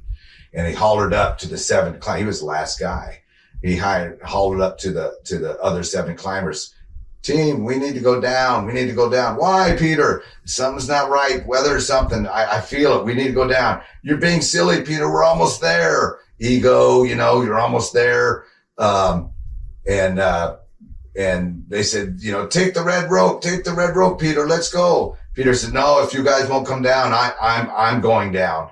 And he started going down without them. And a weather system did hit, and it was so harsh and it was so violent. He barely made it. He took everything he had to get down. Killed the rest of them. The other seven are still up there. Yeah. Because, at that elevation, you don't remove the bodies. Yeah. So they may have made it to the top, but climbing a mountain is going up, summiting, and then getting down safely. That's a successful climb. Yeah. Right. Yeah. So, and going down can be just as brutal as going up. Oh, on my knees, when I did Kilimanjaro. You climbed Kilimanjaro? Yeah. Really? I took Jeff Fisher's Western Breach, which most of the people, I can't remember the name of the African name for the normal route, but it's where 99 out of 100 take this normal route. And you're just like this slow trudge up the mountain with just hordes of people. Yeah. On my route, the Western Breach, there was like 5 of us. That was it. And is that a much harder climb? It's the same mountain, but there are some technical aspects of it, right, or quasi-technical. Like the Western Breach is actually my wife, back to Sada, we're like 9 days into the climb. And you don't wash your hair or anything, right? So she, she's like pretty cranky by this time, and she goes, I just don't see why we have to leave at 3 a.m. This is ridiculous. I didn't tell her that, that's when the rocks are frozen in the best and they're less likely to avalanche on top of you or take your feet out from underneath you and you tumble down the mountain. Yeah. I didn't tell her that part, but that once you get, and you can't use, technical equipment on the Western Breach because the rocks are too crumbly. They won't hold the stakes and stuff. So you just climb very slow and carefully. Yeah. But the reward is on that Western Breach, you summit into the crater of the volcano. And that's where all the ice formations are. So like those blue ice formations you saw in the first Superman movie 100 years ago. Yeah. That's what it looks like. And those hordes of people don't experience that. They don't get to go down into the crater. We go up into the crater, stay a night there, and the next morning summit to the peak. And so yeah, it was good. But but the problem for me was after you enjoy the summit and everything, okay, time to go. You go down 10,000 feet in one day. Yeah.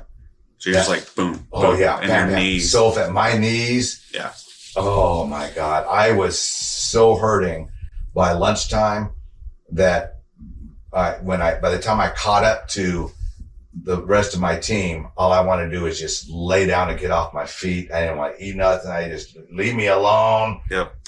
Like I crashed, at some, on an ice rink at your daughter's ice rink party or something, just let me crawl off the floor.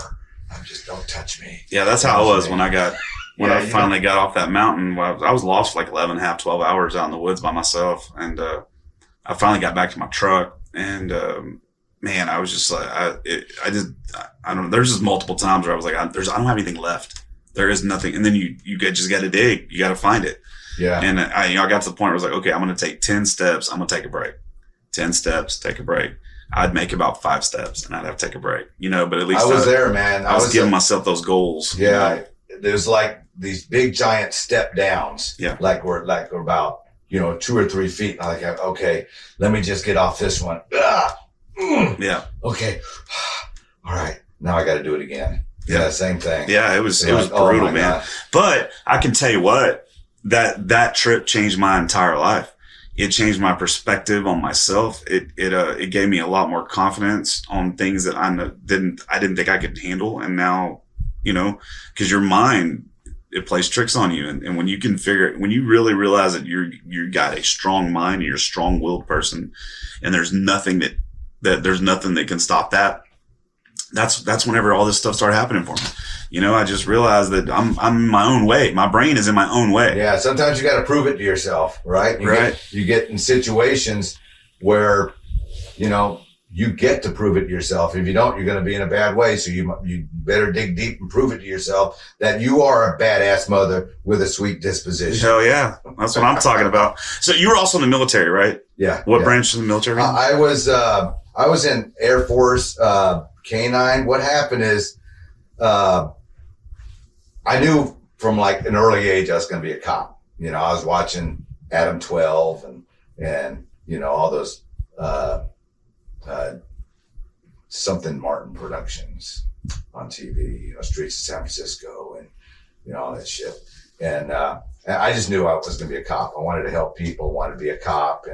And so most departments you couldn't get hired on till you're 21. So I said, well, shit, I'll go in the military. In fact, I'll graduate midterm from high school, which I did. My parents, for my graduation present, gave me a Samsonite suitcase without wheels. Didn't have wheels back then. Yeah. But that was my gift. Here, see the world. And they signed so I could join in the military at 17. Yeah. So, but I had a guaranteed, with the Air Force, I can get guaranteed law enforcement. Now they don't even have that. They have guaranteed security police, which means you could be counting rivets on a B-52. Hell with that. Yeah. I didn't want to do that. Mine was guaranteed law enforcement. So that's one of the reasons I joined the Air Force. I remember I visited all the branches. Like the Navy said, well, we don't have law enforcement, but we have you can be a fireman. I can be a fireman? Yeah, it's called hull technician. You mean I'm painting boats? Yeah. No, I'll call you. Don't call me. Yeah.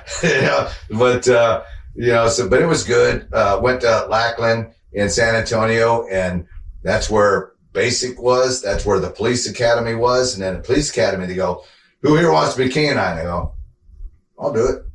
So, and then I went to K-9 school. Cool. And then, I got sent to the Philippines, man, which was like K-9 heaven, because, our job was to get out there in the jungle, and cause that's where the intruders, we call the bad guys the intruders. That's where the intruders are coming in and they're stealing shit and being thieves and hurting people, this and that. So, the dog detects them and then the dog gets to attack them, So, it was crazy shit for a young guy, Yeah. And, and this was 1977, and we were issued they weren't called M4s then. They were called GAU 5s, but they were like the small subgun version of the M16. M16. Yeah. So we were badass with that. We were in our Tiger fatigues. And those M4s are fun. yeah, they are fun. Yeah. And we had the basically the M4 on our chest, the old M79 grenade launcher thrown over our back. We had combat masterpiece Smith & Wesson on the hip, kind of we'd bend them way out so the butt sticking way out, and slap flares all over our person and shit. And first thing we do when we get out there is we take mud and cover up our name because we didn't want to be an international hold or something for, doing our job out there. So we prefer the bad guys not get our names. Yeah. And, but I remember we'd go into the chow hall like 1 a.m. or something, and we're like wet from the waist down because the washouts, the waterways are where you are your freeways in the jungle because you can walk unimpeded by such heavy brush. And the brush there was so thick and so heavy. In fact, I was in the Amazon in Peru, and I was surprised in how the Amazon brush is like nothing compared to the Philippines.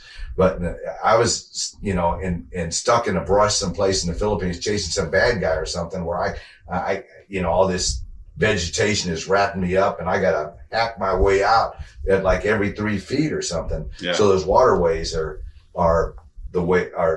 like freeways. Now there was times we call it quick mud, not quicksand, but you like get quick mud and you got to, pull yourself out, I don't know anybody sink over their head, but, and then leeches and shit like that. Snakes. Oh, the snakes there are crazy.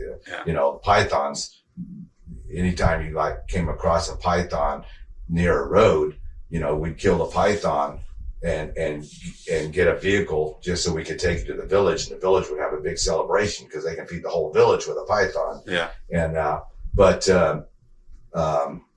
I remember walking into we didn't go to the chow hall that often, but once in a while we did, and there would be like this whole 100, 200, whole plane load of brand new Marines on their way to or from Okinawa or something,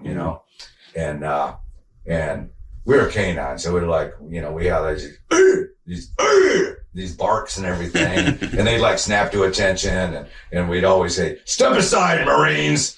So yeah, you Marines out there and Army Special Forces and all that, we're always on each other, and it's a rare time that an Air Force guy could actually fuck with the Marines, fuck with the Marines and anybody else.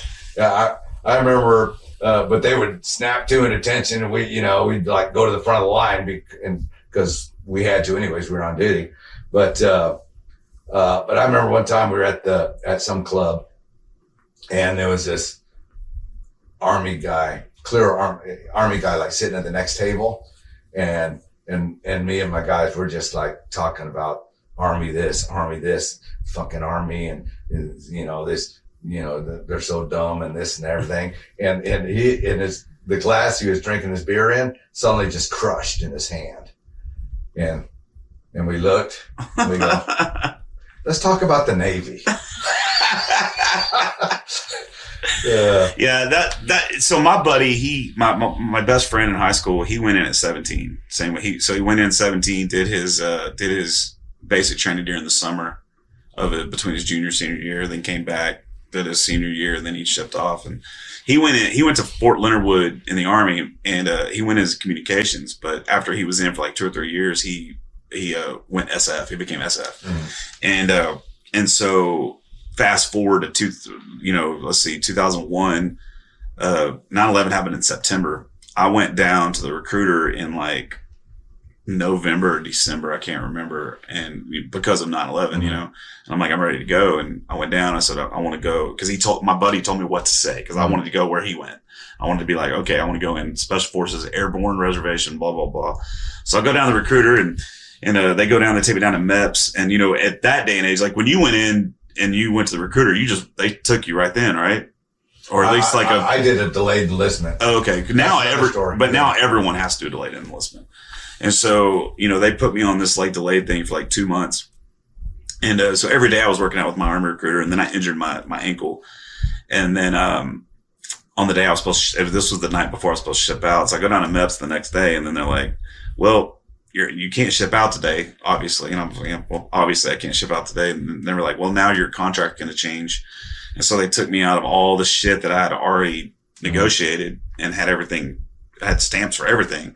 Now they're going to send me to fucking potato peeler school or something. No, dude, they're send me to Fort Sill for a truck driver, for artillery truck driver. Yeah, same thing. And so I was like, fuck, man, I didn't want to do it. But this colonel, this doctor, this colonel was like, no, you got it. Or maybe it was somebody down there. He was like, you got it. He scared me. He's like, I didn't know at that point because I haven't sworn in yet. I could have just walked the fuck out. Yeah. And there's nothing get done about me because that's what I would have done once, but also, there's this like patriotic thing about me. I really want to go. I want to serve. So I went to basic, and I ended up at that same ankle because I wasn't ready. I ended up really, really messing it up really bad when I was over there. And so they sent me back home. But man, the military is one of those things where it can offer someone so much, but on the flip side, it's government. Yeah. And there's so much fucking waste, and there's so much wasted time. Well, there's so much bullshit too. Red tape. Yeah. And that's not even counting. Let's not even talk about if we're in an actual war where, we're doing it. Let's just talk about just if you're going in peacetime. Yeah, your daily activities. It's brutal, man. I talked to it was like a lieutenant or a colonel or something like that over there, and he was in charge. He must have really fucked up because he was in charge of the lawn duty at Fort Sill. And because when I was in out processing, I was like the only one that knew how to drive a fucking tractor, and so they put me on this lawn detail because my ankle was fucked up, and I could basically sit on this tractor and just mow all day, and that's pretty much what I did for 2 weeks. And he hated his job, but it's just crazy. You got a colonel or whatever his position was, and or captain or something, and you're just wasting away mowing fucking lawns. Yeah, when I first got in, I was, that you have all this downtime. Like, okay, your police academy doesn't start till X date, whatever, and you're gonna go work for that same colonel, and they give you these steel tips to put on your boots. Okay, start mowing and weed whacking, and like it's. Like San Antonio, it's hot, and I'm like, this is fucked up. This is not what I signed up for. But I quickly learned too that hey, let's get outside the box here and try to make something good happen here. So I grabbed my buddy. I says, hey, let's go talk to the first sergeant. I said, hey, first sergeant, there's like you got 1,000 people out here mowing this shit over and over again. I don't know what we got to be mowing for. This dorm. Look at the fucking paint looks like shit. How about if me and my buddy, we'll go in the air conditioning, right? We'll give us the paint. We'll paint until, we'll finish this dorm or this floor or whatever before the school starts. And we actually ended up, we're in the air conditioning. We worked maybe an hour a day, and we shot pool the rest of the day, Yeah. So a lot of military is a lot about that too. Just, find your way. Yeah. Find your way and make your way. And we got our first, I got my first letter of recognition or something for that. Cause, we did nice painting. We got this letter. Okay, put that in the jacket. And little they know you were just trying to get in the air conditioner. Trying to get out of that damn grass mowing bullshit, So I learned a lot with that, and it's a lot that way in life, one of the reasons I enjoyed the military. It was a great experience, and I'm glad I did it. But I also know I can't do this for a career. There are too many stupid people giving orders. Yeah. And I'm not good at taking orders, especially stupid orders. And I said, I got to get out of here, which that was my plan, right? I just wanted to go long enough to join the policeman. Actually, I signed up for 4 years, and I stayed 4 years, 9 months because I had to extend 9 months to go to bomb dog school. And I said, who wants to go to bomb dog school? Oh, I'll go. Yeah. But that makes you better prepare for the law enforcement. Yeah. So you went in 77? 77. And I came out in January of 82. I had tested at 3 police departments. Riverside, California. That's my old stomping ground. LAPD. Who doesn't want to be LAPD, right? I got accepted at both of those, but I got out at my, I was separating from the military in January, and I would have started LAPD in like October and Riverside PD in September. I had tested at Houston. I start February 8th. Yeah. I go, I'm going to Took Houston. the job you had. I don't want to bag groceries, for Houston's got to be better to be a cop than LA, though, man. Yeah. Yeah. And, it's Texas. It's just a lot better place to live than California. Well, I love the mountains in California. California is beautiful. Yeah.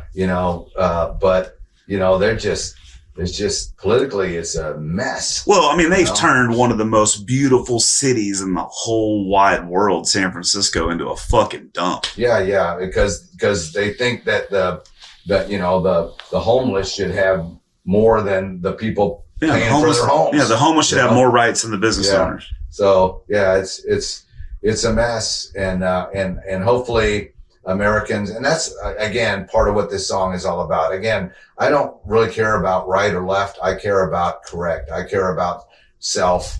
I care about America. So take responsibility for yourself. If you care about your country, for your country, and let's do what needs to be done to not let it slip away. Yeah. We've no great power is what survived more than 200 years, except for America. So we can't let it slip away. We've got to do what it takes to keep America great. Yeah, and that means be prepared. It means, and being prepared doesn't necessarily mean for defense either. Like, do yourself a favor. If you're listening to this, do yourself a favor and go down and buy you a fucking fishing pole and learn how to fish. Learn how to clean a fish. Go down and get you, if you're somebody that's scared of guns, go down and get you some traps. Learn how to trap squirrels and rabbits. Learn how to do those things, because, especially what's going on now in this world, it could very easily get to the point where we're going to have to go out and get our own food. Well, and then there's no YouTube to teach you how. Right. Exactly. And you should at least, kill what you eat sometime in your life. Yeah. It's or grow what you eat. Grow what you eat, but if you love meat, yeah. If you love meat like I do, yep. You should kill it once, so know that you know how. Yeah. Learn how to skin it. Clean it, skin it. Yep. And although if you're really hungry, let's be real about you'll that. Figure it out. If you're really hungry, learning how to skin something's not that big of a deal. I mean, you're going to have a lot of waste because you don't know what you're doing. If you know what you're doing, you'll have very little waste. Yeah. I mean, that's part of the best thing about learning how to skin something is, decrease the amount of waste that you have. Yeah. But man, like, there's just so many things that if you had to, I'm not, listen, if you're one of these people that are super liberal and super like PETA and those people, you should still learn how to do this, because guess what? If the shit hits the fan, like could happen, your values and your morals have nothing. They're going to go right out the window. Like, you have to survive. And in big cities like Houston, it ain't going to be pretty. Well, right. So that's another thing. Is if the shit hits the fan, the first thing you do is get out and get as far away from the city as you can. Get as far into the country, as far secluded as you can, because you don't just have to worry about invaders or anything at that point. You also got to worry about your fellow humans that are just hungry. And I have friends that go, I've got my rifle and I got 10,000 rounds. And I said, so what? Yeah. I said, you got that. What are you going to do? Kill everybody? The zombies are going to be coming in every window if they know you got the food, that they don't have and they're freaking starving. Then, no, you can't do that. You got to have a place to go and you got to have a community. Yeah. In that type of situation. Or unless you're one of these people that can be self-reliant, like me, I guarantee I don't want to. Let's get this straight. I don't want to. I love air conditioning.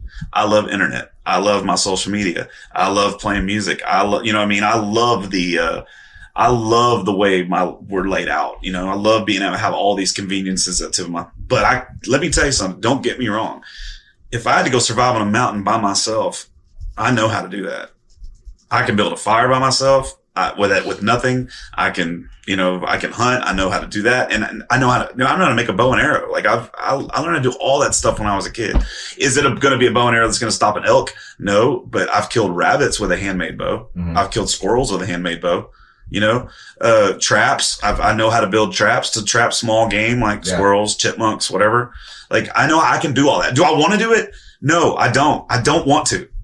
But that's not the point. The point is, if I had to, I know how, and I can. That's important. And so that's those same skills again. Right. Same thing with guns. You know, one of the things when Brody was like 3 or 4 years old, I had a little .22 revolver, and we were out at my brother's house, and I had him holding the gun. Right. And I was holding it with him, and I was showing him what the power of that gun can do. And I posted a picture on social media, and dude, I got roasted. Oh, I'm sure you did. Roasted. Yeah. And I'm like, well, hang on a second. If my kid if he's at his friend's house and he finds a firearm, my kid's not going to be the one whose kid accidentally shoots one of his friends. Yeah. And he's gonna maybe have a say in making sure that gun does not get handled or get touched or go off. Exactly. Because of what he knows. And, knowledge is king. I mean, and again, it may be knowledge of something we hope we never have to do or use. But if we don't have that knowledge, if we don't have those skills and we need it, then we're in a bad way. You know, I can tell you what though, looking at your guitars hanging on there, if I gotta get on my little, bike and backpack and get the hell out of Dodge, I'm going to throw my guitar over my back. Oh, 100%. But I have a little travel guitar. Yeah. That one will go with me.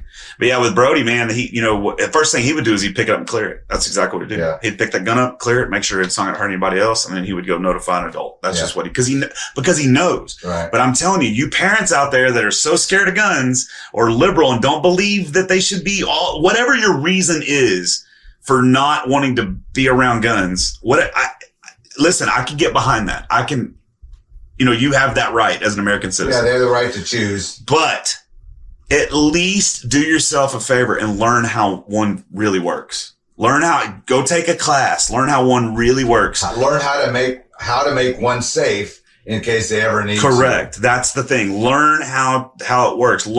Teach your kids. Go out and let them see what the power of this bullet can do to something. Let it see luckily I was raised hunting and fishing and all those things. So I was around firearms at a very, very, very young age, very young age. But I had friends that they weren't allowed to be around them. Like, no. So they'd come out of the house. I want to go hunting or shoot guns. They're like, no, we can't. And I'm like, that's fine. But everyone needs to know how they work. And kids are naturally curious. For sure. So if you have a kid that's naturally curious, that has no education about guns, they're going to be curious about them. When the opportunity presents itself, that's when kids get hurt. Correct. So education is key in everything, right? There's nothing wrong with having an education on a gun, even if you don't want to own one. Correct. Just so, again, you will know. But that's everything, right? That's everything. But always, like always question, always ask, like this vaccine shit, right? Okay, let's just talk about that for a second. This vaccine thing, I'm not going to go on what I believe or none of that stuff, because people can make up their own mind on what they want to believe. But at least a conversation with someone who disagrees with you. That way you can understand it from their point of view instead of fucking hating them because of what they are. Like, knowledge is power. And if you're going to close your mind off so much that you don't want to be around a gun, you're closing your mind off to some power. If you're closing your mind off to not want to understand why Johnny doesn't want to take the vaccine or does want to take the vaccine, either way, whatever side you're on, have a conversation with them. Because if you don't, you're eliminating part of power from your brain.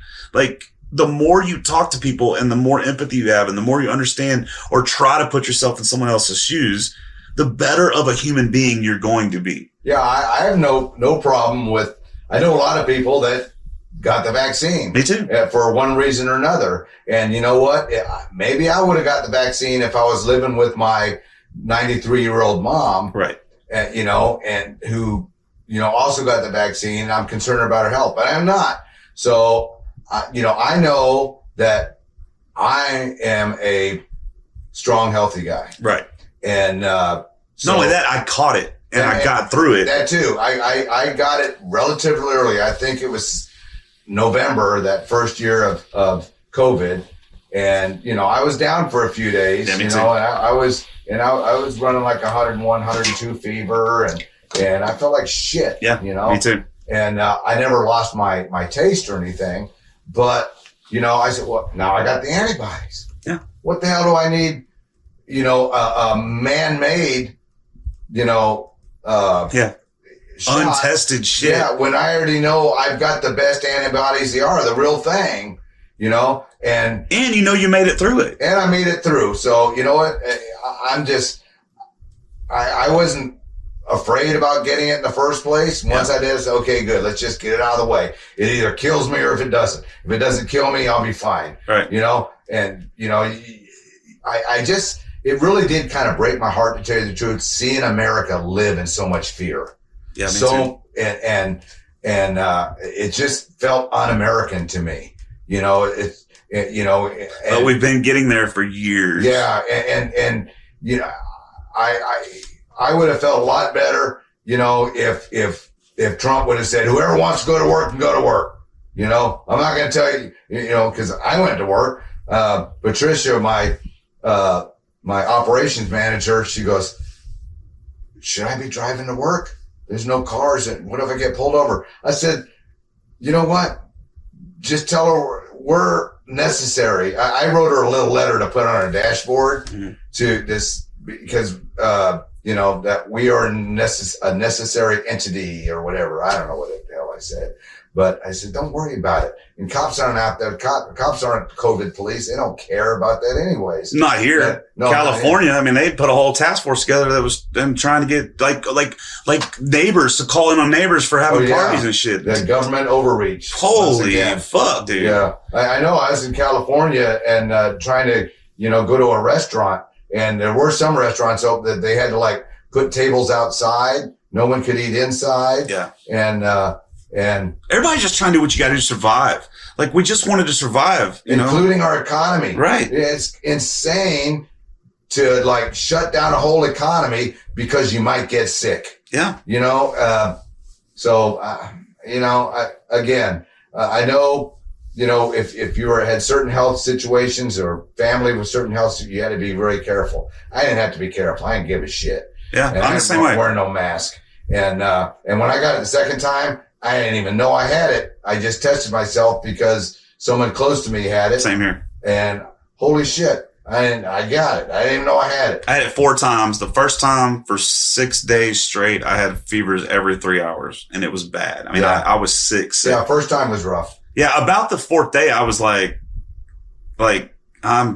I'm just going to end this myself. That's how miserable I was. I mean, I wouldn't have done that, but that's what's going on my brain. First of all, you're never going to send me to a hospital. That ain't going to happen, because the odds are if you go to the hospital and put a ventilator, you're going to fucking die. Yeah, there's no reason. I can breathe. Yeah. I'm breathing. I'm not going to the hospital. I need a ventilator. Yeah, I'm not. I'm going to stay here, and if I die in my room, I die in my room. That's just the way it's going to be. That's just the way it is, you know, but here's the fucking thing, man. There's a million different things surrounding you every second of your life that can kill you. Every second of your life, it can kill you. You literally we drive on these 2-lane roads, country roads, and you're driving feet from each other at 70 miles an hour. You're at feet from each other. When you don't know if the other person is like texting what is really important now, and they're could fade over in any second. Or if they can't see over their mask or whatever you know what I mean? Or whatever the case may be. But yeah, we're not doing anything about that. We're not doing anything about that. You know, and here's one of the big things that really pisses me off right now is this opioid crisis. Is right now the equivalent of a 737 jet passengers, the equivalent number of a 737 jet is crashing every single day with this opioid crisis. Right, with the amount of people that are dying. No, it's bad juju. If a 737 was falling out of the sky every fucking day to we would do something about Yeah, that. that'd be big news. But we're not. So why is it that we're going to freak the fuck out about COVID and we're going to go do all this government overreach and we're going to do all this stuff and we got to do all that, but yet nobody's doing anything about the people that are just fucking sitting there dying, overdosing? It's insane what we're doing in this country. And it's all because we're so divided because of the media and because of our government and the fringes, because what's happened is the fringes, the far right, far left, the fringes. And when I say the fringes, you know what I'm talking about. The fringes have hijacked the government and they have hijacked the media of one side or the other. And there's nobody out there standing up for us in the middle, and then Trump tried to, but he found out real quickly that there's a lot of stuff he can't do because of the way, how fucked up the government is. Mm-hmm. And it's never going to get fixed until people that disagree can sit down and have a conversation like you and I are. Because I'm sure there's some things we disagree on. No one is right all the time. No one's perfect all the time. There are some very good things about liberal agendas. There are some very good things about conservative agendas. There are some very bad things about conservative agendas. There's some very bad things about liberal agendas.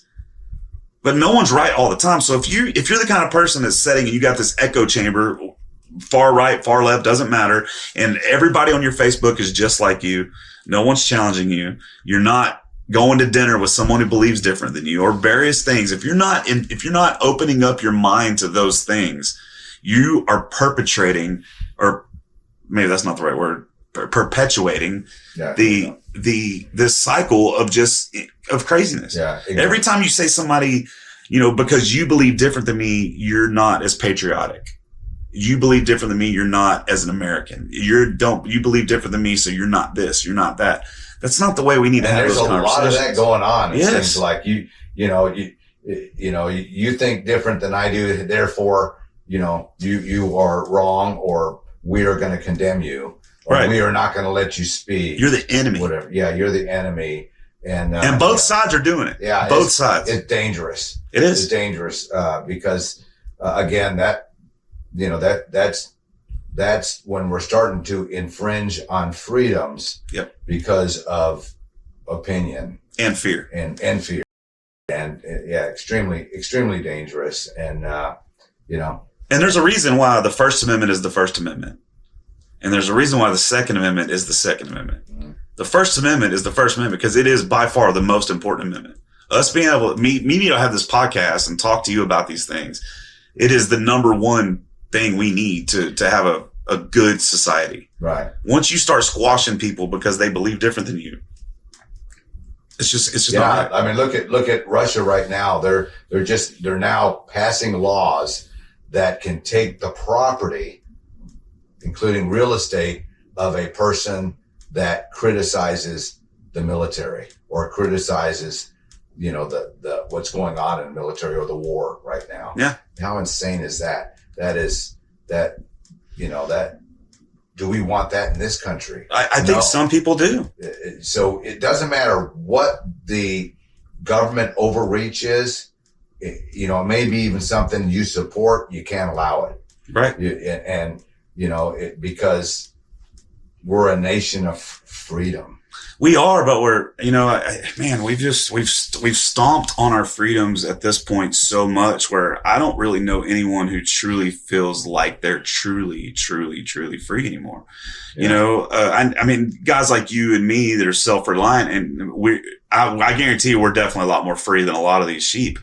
But, when you're giving up half your paycheck to the government, and then the government's telling you that you can't smoke something that you can literally fucking grow in your backyard, or the government's telling you that you can't take a mushroom that grows out in the fucking wild, or the government's telling you can't drink on Sundays, or you can't buy liquor on Sundays, or the government's telling you that you can't, just go down the list. I mean, it's they've been overreaching of government the entire existence of this country, especially after all the forefathers died and went away and they weren't around to see if they were alive now, they would be.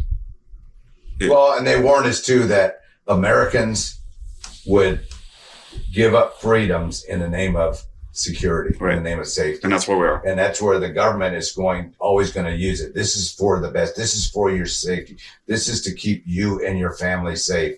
We're going to take this away from everyone so it can't hurt you. Right. And that's a crazy way to be, because that's when you start doing stuff like that. That's whenever you turn in. You remember what happened in Australia during the pandemic?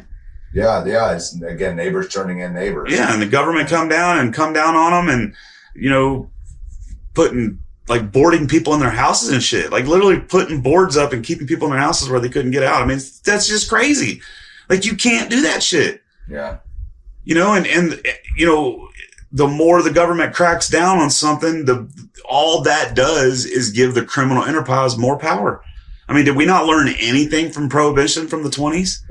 In that criminal enterprise, the more power they get, the more tyrannical they are. Right. And, you have tyranny. Then what happens? Yeah. When you've given up all your rights, you've given up the First Amendment, you've given up the Second Amendment, you have nothing to say or do about it. I'm very, very, very, very worried right now about this country. I'm very worried about what's going to happen this year. I'm really worried about what's going to happen if Trump wins. I'm equally as worried about what's going to happen if Trump loses. Yeah. Just because of the vitriol and the nastiness that's going on out there. I mean, we didn't really have a primary for the Republican Party. I mean, they did, but not really, and to me, this race is over. I mean, Trump's going to be the next president. I don't see a way around it. And the reason I say that is because of one policy and one policy alone by the Biden administration, and that's what is going on the Texas border right now. I wouldn't doubt if Biden has a stroke or something. Yeah. Something to where they can replace him with a candidate that is more Gavin Newsom. Yeah. Which would be fucking terrible. Yeah. They love him. And he's a charismatic guy. Yeah. But look what he's done to his fucking state. Yeah. I mean, I know.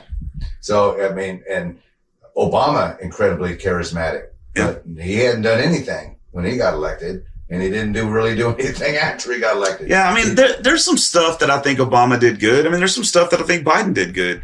There's some stuff I think Trump did good. There's a lot of bad that I think all of them did, I agree 100%. Regardless of who is in the White House, we got to remember that they're working for us, Not anymore. For the people, by the people. Not anymore. I know we have to reclaim the fact that we are the ones in charge. We don't elect an official and then become their slaves. Well, that's where we are right now. And it's sad. It breaks my heart.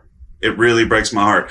And if you're one of these people that are, oh, no, Trump can't get elected, or you're one of these people that California, you're going to vote for Gavin Newsom. This year, the numbers came out, or for last year's fiscal, whatever it is, and California had a negative $32 billion deficit. Texas had a positive $32 billion deficit. That right there tells me everything I need to know about what's going on. And let me tell you something. I'm not an Abbott supporter. I don't like Abbott. I didn't like Abbott. I didn't like what he did before COVID. I didn't like what he did during COVID. I don't like the fact that he's allowed China to come in and buy so much property in Texas. There's just so many things about Abbott that I hate. I hate what he's done to the school system in Texas, especially him and Dan Patrick. I hate what they stand for, everything they stand for. But he's kind of winning me over right now just because of what he's doing on the Texas border.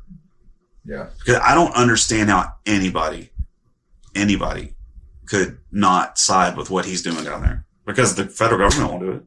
Well, and the stand he's taking against the federal government while he does what he does to protect our state. Yeah. And not his state, but our state. Yeah. And so it's tough, man. It's a tough world, because we only know what we know, and we only know what we think we know. And the problem is like there's nowhere really to get your news anymore. So the only way you can really know what's going on is if you get out and experience the world and see what's going on yourself. Yeah. But you got some people that's all they do. I have family members that are like that. You walk in their house, it's on Fox News. You get in their car, it's on 740 AM radio. Well, if that's the case, which way do you think they're going to lean? They're going to lean right. Yeah. And they're going to be so scared of every little thing that is going on the left. And same thing with left. You got these people that watch NPR all the time, MSNBC, CNN. That's all they watch. Yeah. It's either way, it's rhetoric. Just propaganda. Terrible. Repetitive rhetoric. I don't know. I don't know how, anybody could watch that shit all day, but people do. Yeah. I had, my first wife, her father, and, I love the guy. God bless his heart. He was, shot down in a B-17 over Ploesti and taken prisoner of war. And, but, he was, he's sweated that Gulf War, man. He's watching CNN all day long and Yeah. And no wonder fucking anxiety's through the roof for everybody. No wonder everybody's scared. No wonder, no wonder COVID they were so easily affected by that shit. On either side, listen, if you're one of these dipshits on the right that didn't think it exists, that thinks it's fake, you're just as stupid. You are just as a fucking moron as these people over here that think that the vaccine is the only way to go and mask is the only way to go. You're just as bad because you're believing the propaganda on the other side too. It was a real thing. It happened. It's real bad and it's bad. And there's things, long lasting effects that are going to happen from both the vaccine and from just the COVID itself. The amount of heart attacks between the ages of 25 and 45 are up a substantial amount since COVID. Well, I think you touched on it a while back when you said, fear. You just living in fear is not a way to enjoy life. Right.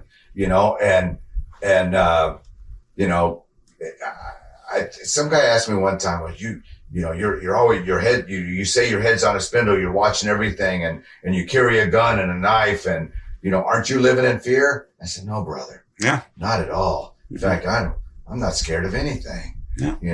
and, the only thing that I'm afraid of really in life is regret, that I don't live a certain way, or I don't experience this adventure or whatever. COVID was an adventure. It wasn't pleasant, no, but it was still an adventure, and I experienced it. And and I guess those antibodies have kept me safe ever since. So the one time I got it, I didn't even know it, and maybe I got some other times I didn't know it. But you know what? I handled it my way, by myself, self-reliant again. And I didn't expect the government to do it for me by giving me some shot. Yeah. And that was my choice. Again, I got to choose that. The government couldn't hold me down and make me have the shot. They strongly suggested it. Yeah. Apparently I guess was the thing. And masks were the same way. They can strongly suggest a mask, but I'm not going to worry about that retarded thing. Yeah.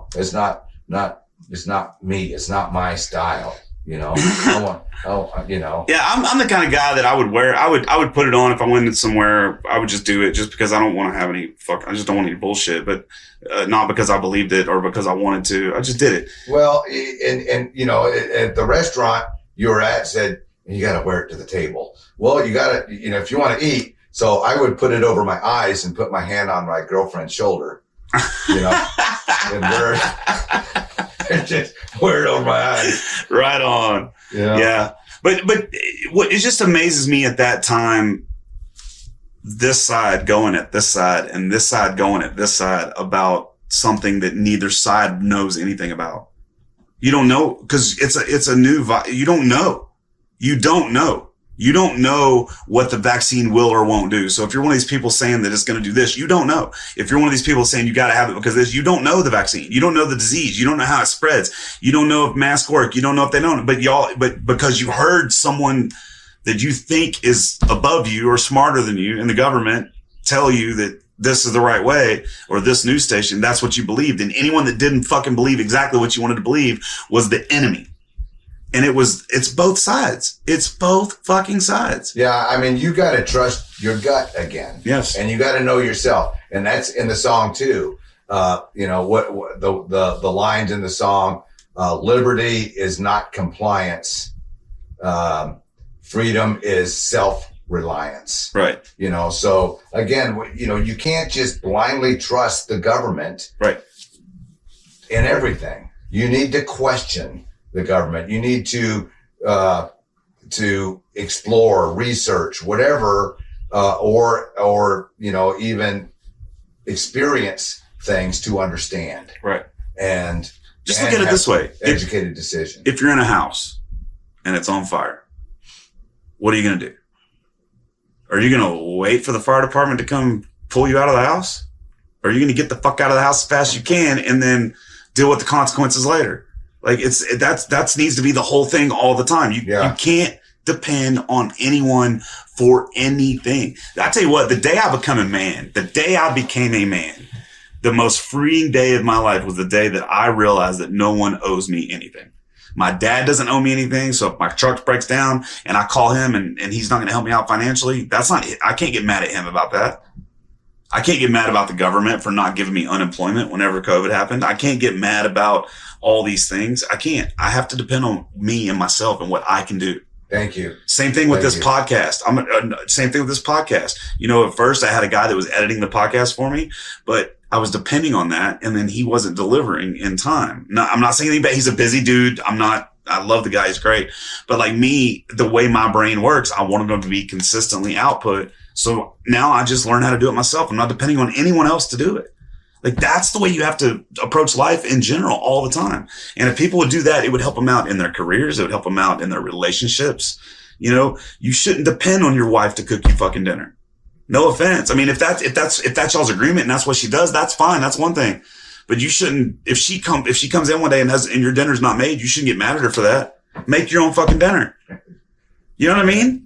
It's like, you can't depend on anyone for anything or to do anything for you.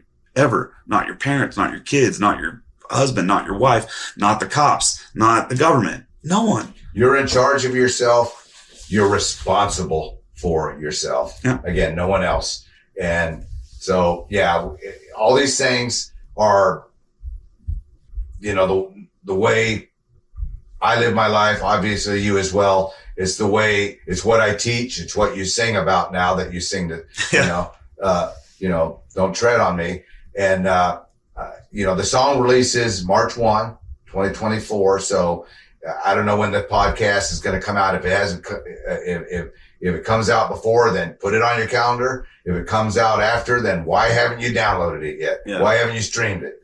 And, I'll try to get this one out that week as well. I'll try to do that with the Monday before. Yeah, that'd be cool. Because we're doing the party at J Bar M. Yeah, J Bar M, March 2. The song March 2, will be at J Bar M Barbecue, which is it's a cool place. Good, great food. Beautiful place. Great barbecue. Great venue.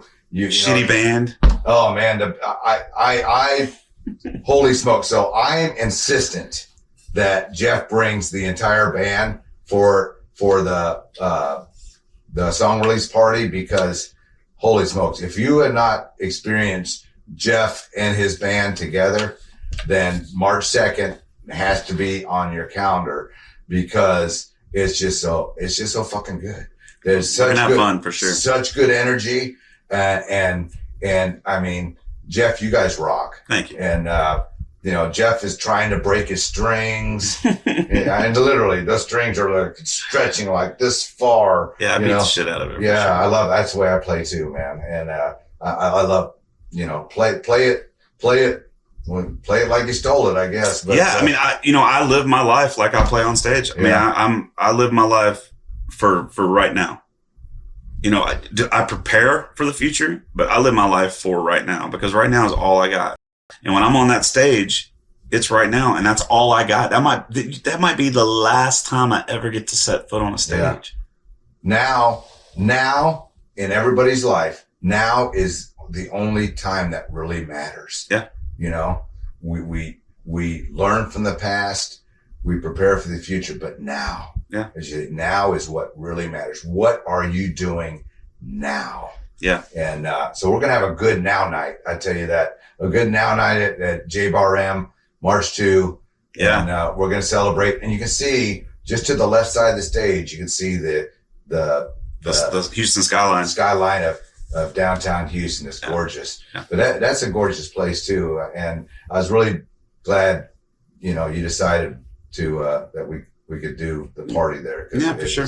And you know what? And they're very supportive there, which, Hoffy, Yeah. the manager, he's, you know, very sport. In fact, I, you know, can we like, you know, give out, raffle tickets at the door and just have some give away some knives. Yeah. He'll do whatever and stuff. And, you know, just celebrate the song. Yes. But celebrate this band and celebrate this crowd, because the crowd that's going to be there is going to be, you know, my kind of crowd, an American crowd of people that just want to live in the now and want to, you know, that are or will be, you know, packing good Americans, self-reliant. Yeah. However you say it. Yeah. Yeah. Also, just real quick about that venue. It is East Downtown. It's near the stadium, the soccer stadium. It's real close to soccer stadium. But the cool thing about there, they have a security guard in the parking lot. There's plenty of parking in the parking lot. You don't have to find parking on the street. There's plenty of parking. And they have security guards going around to make sure nobody breaks in your stuff. And it's one of the few places down there that is like that. Yeah. It's cool. It is very cool. And it's expensive, but it's good food, man. You know, all good barbecue is not cheap. Yeah. You know, and if it's cheap, you get what you pay for. Right. You know, so I don't mind paying for good barbecue. So bring your appetite, folks. Are you gonna have a booth set up with knives there that night? No, you will. Okay. Yeah, you will. And so we'll give away a few knives, but who's your guy that does your Riley? Riley, yeah. Riley will have, you know, plenty of cool Jeff Canada hats, t-shirts, and Jeff Canada Hoffner knives. Sweet. So, yeah. Yeah, definitely. Looking forward to it. Yeah. And we're gonna raise some hell for America, man. Yeah. You know? Let's do it. Oh, let's do it. And listen, again, this is not a right versus left thing. No, we don't, and there's nothing in the song about politics. No. There's only the politics of, again, self-reliance, of being a good American by taking care of your shit, by having your shit together, by not letting anybody tread on you, from a thug to the government. Yeah. Either way. You know, so, you know, then that's the only way you are. Or anyone, your neighbor, anybody, a family member, in any anybody. way. Yeah. In any way. You know, someone at work at the water cooler, you know, talking down on you, whatever. You gotta stand up for yourself, for your family, for your country, and be a good American. Yeah, my kid right now he's 13 and he's going through some shit at school. He sent me a text today. He's got a kid at school that's bullying him, and so I told him, I said, listen, man, like this is something you're gonna have to do on your own. Like you're gonna have to handle it, because if you tell a teacher, it's just going to make it worse. Well, you can preempt and say, look, this is happening. I can't guarantee I won't fight back. Exactly. And that's what I told him. Yeah. He's already told me. He's already told his mom. And his mom is pretty liberal, but his mom straight up, I just texted her about it. I said, you know, Brody sent me a text. And she said, I already told him, knock him out. Like and I told him, I said, you got my permission. Like haul off and nail him. Like, and I hate to say that because I don't want my kid going to school and fighting, but man, you got to stand up for yourself. Yeah. You have to. And there, you know what? Because there's bullying at all levels of life. There's bullying, not just at school. Yes. There's bullying in the corporate world. There's bullying in the social world. It's everywhere. Yeah. So let's, it is not going to just disappear. It's not going to disappear at the school level. So let's not think some magic wish will make it disappear. Let's deal with it. And I'll tell you what, Jeff, one of the best days of my life was I was in middle school, and I used to catch the bus for middle school at the high school. I'd walk to the high school, it was just down the street, and I'd wait for the bus there. So I'm this little middle school punk, you know, and don't even have pubic hair yet, you know. Yeah. And I'm reading. I remember I was reading The Spirit of St. Louis, big thick book, paperback, and I see these two like core frame shoes step right up next in front of mine, and I look up. There's some khaki pants. There's a camp shirt buttoned at the top, and there's this gangbanger with a bandana on his head, and so I just look at him, and he goes, "Hey, punk, get off my stoop." And I said, excuse me, sir, but this is public property and this stoop is public domain and it's not your stoop. And he goes, you stupid motherfucker, I'm gonna fuck you up. You don't get the fuck off my stoop this fucking moment, you stupid fuck. And I was thinking, that's a lot of fucks. But I explained it, sir, let me reiterate that this public school is where I catch my bus, and this is not your stoop. And he's just getting pissed off now at my ignorance or lack of politeness or something. and he's like kicking at my feet and stuff like this and just carrying on. And I finally think to myself, I'm just a little, middle school kid, but I should probably stand up. I feel like I should stand up. So I stood up, and he's towering above me, just a much bigger guy, big, proud guy pushing around the little middle schooler, But anyways, he continues to like insult me and push against my shit. He's just like having fun with me, right? And I said, I can't let this guy tread on me, all right? I've got to do something. And the only thing I need to do is I took my book and I slapped him with it. And oh my God, he punched me until he got tired. Yeah. But I didn't go down. That's all I knew to do was not go down. I didn't know how to fight. I didn't know how to fight back. Right. I just knew how to not go down. And that was my badge of honor that day. I was a bloody pulp, I said, and he walked off talking shit about me. And I said, well, I guess I should go to the principal's office now and call my mom. Yeah. But I vowed to myself that day, Jeff, this will never happen again. I will never get my ass kicked again and not be able to do something about it. Yep. And I told that to my parents, and I was in martial arts the next week. Yeah. Me and three of other my buddies, and we went, all the way through high school. We went 6 years, whatever. And I've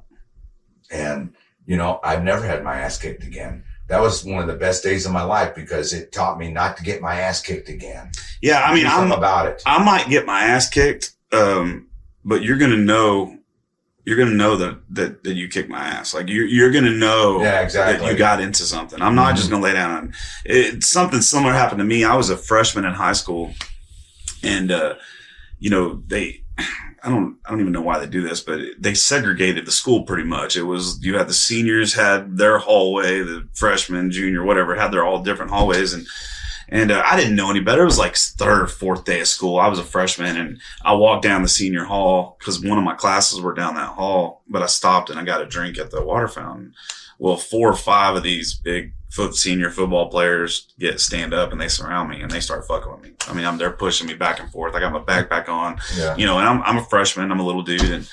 And I took it for, a few minutes. I'm like, hi, and I'm laughing with them. And I'm just trying to kind of get out of the situation. And then finally I was like, fuck this. And I just reared off and I fucking hit one dude as hard as I could in the nuts.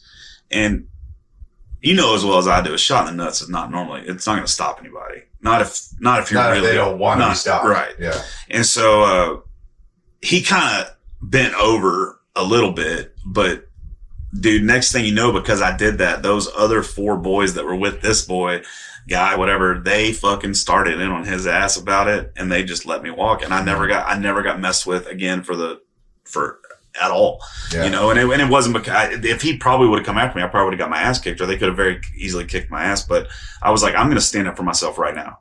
And I did. And then after that, it was cool. I would walk down that hall and they would give me high fives and shit. It was cool. I mean, they didn't, they basically wanted to know if they could push me around or not. Yeah. And you know what? Don't tread on me. Yeah. And and I've been in very, very, very few situations where I've had to be physical since then. I mean, definitely my early 20s, I kind of would, I was drinking and getting stupid.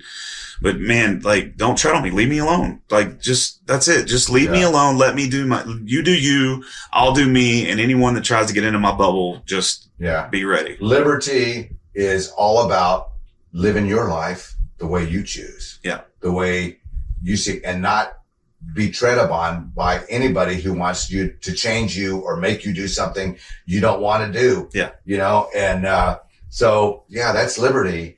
And, you know, if you want to have this lifestyle or that lifestyle, you're an American. Yeah. Have that lifestyle. Do it. That's liberty.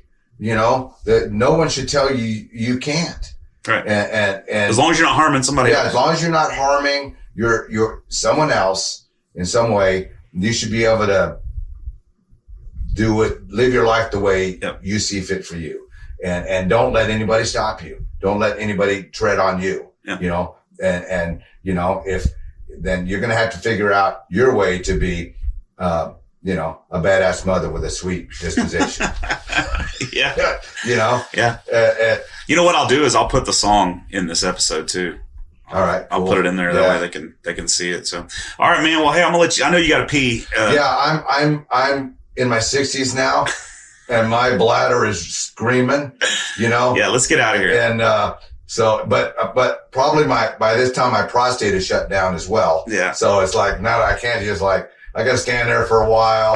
You know, have you seen the series, The Old Man with, Jeff, you know, he was the dude in, you know, when you get old, you always go, you know, this, and then you try to reference or that. And you can't remember the name, but either sooner or later you get a reference. But anyways, it's funny because he's an old CIA operative, and the show starts with him getting up at night and standing over the toilet and dribbling into the toilet, you know, and then like seconds later again, and you're like, something's wrong with, I get it now. Yeah, me too. Yeah, me too. Yeah, so, your body definitely starts breaking down the older you get, for sure. Yeah. I was watching football yesterday and I was like, man, these guys are just laying out like this ball and hitting these ground. And I'm like, if I wouldn't get up from that. But those young guys are getting hurt too, you know. But I wouldn't get up from that. Oh yeah, I know.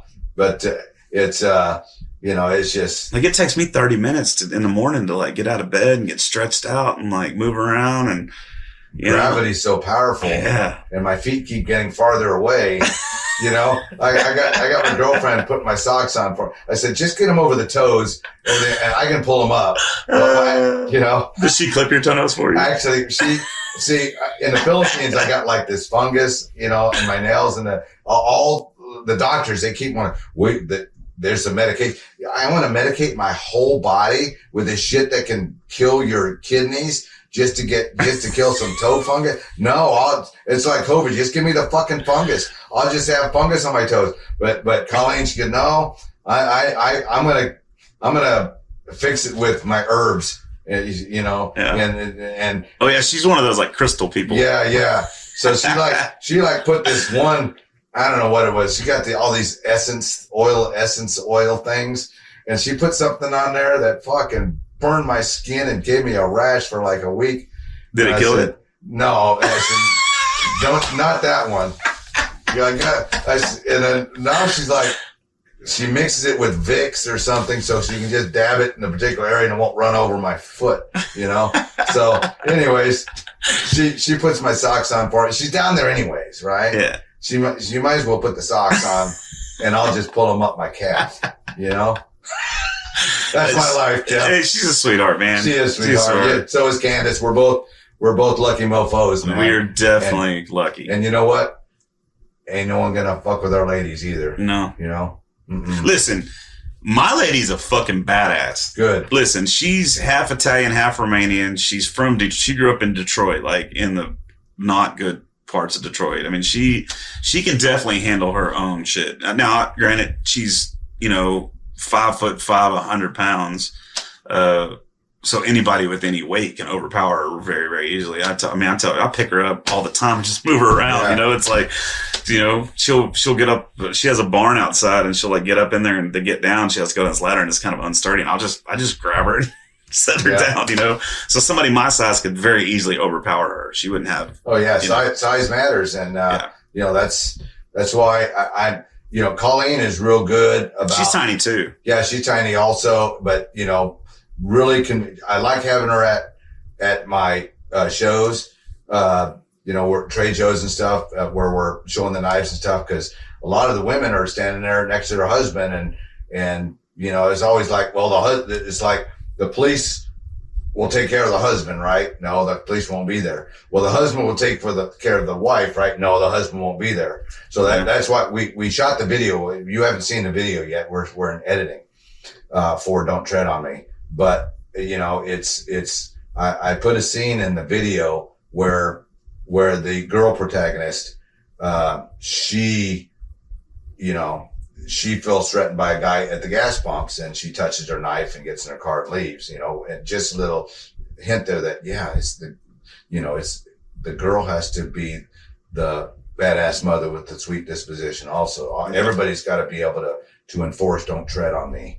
And really the girls more than the guy, because the girls are the easier, softer, more attractive target. Yeah. And the rapists, they don't want us. They want the pretty little girls. What do you mean? I bet there's some that want me. Maybe, but I bet there's some rapists out there that have Jeff in their dreams. Have old dudes with fat beards. Old dudes with beards. Pull the beard from the rear. Yeah. Yeah. I think so. Oof. Yeah. Okay. All right. I think it's time to get out of it. Let's get back to that. Let's end on. We should probably end on that note. Yeah. Before we go stand over the toilet and think about pretty girls. Yeah. All right, Jeff. Good times, man. Yes, sir. You'll see the Jeff Canada knife at Hoffners.com or HoffnerKnives.com, as well as that Women's Empowerment Weekend. And if it's March 1st or afterwards, you find Don't Tread on Me on all the streaming platforms. It's there. Yeah. So. Yeah, let's do it, man. I can't wait. March 2nd is going to be a fun night. Good. Yeah, well, hope to see all of you at J Bar M Barbecue, March 2nd. Yeah, all 8 listeners of this podcast. Let's make it 9. We need you to be We're going to shoot for the stars. All right, buddy, let's get out of here, man. Let's get out of here. Bye. Good times.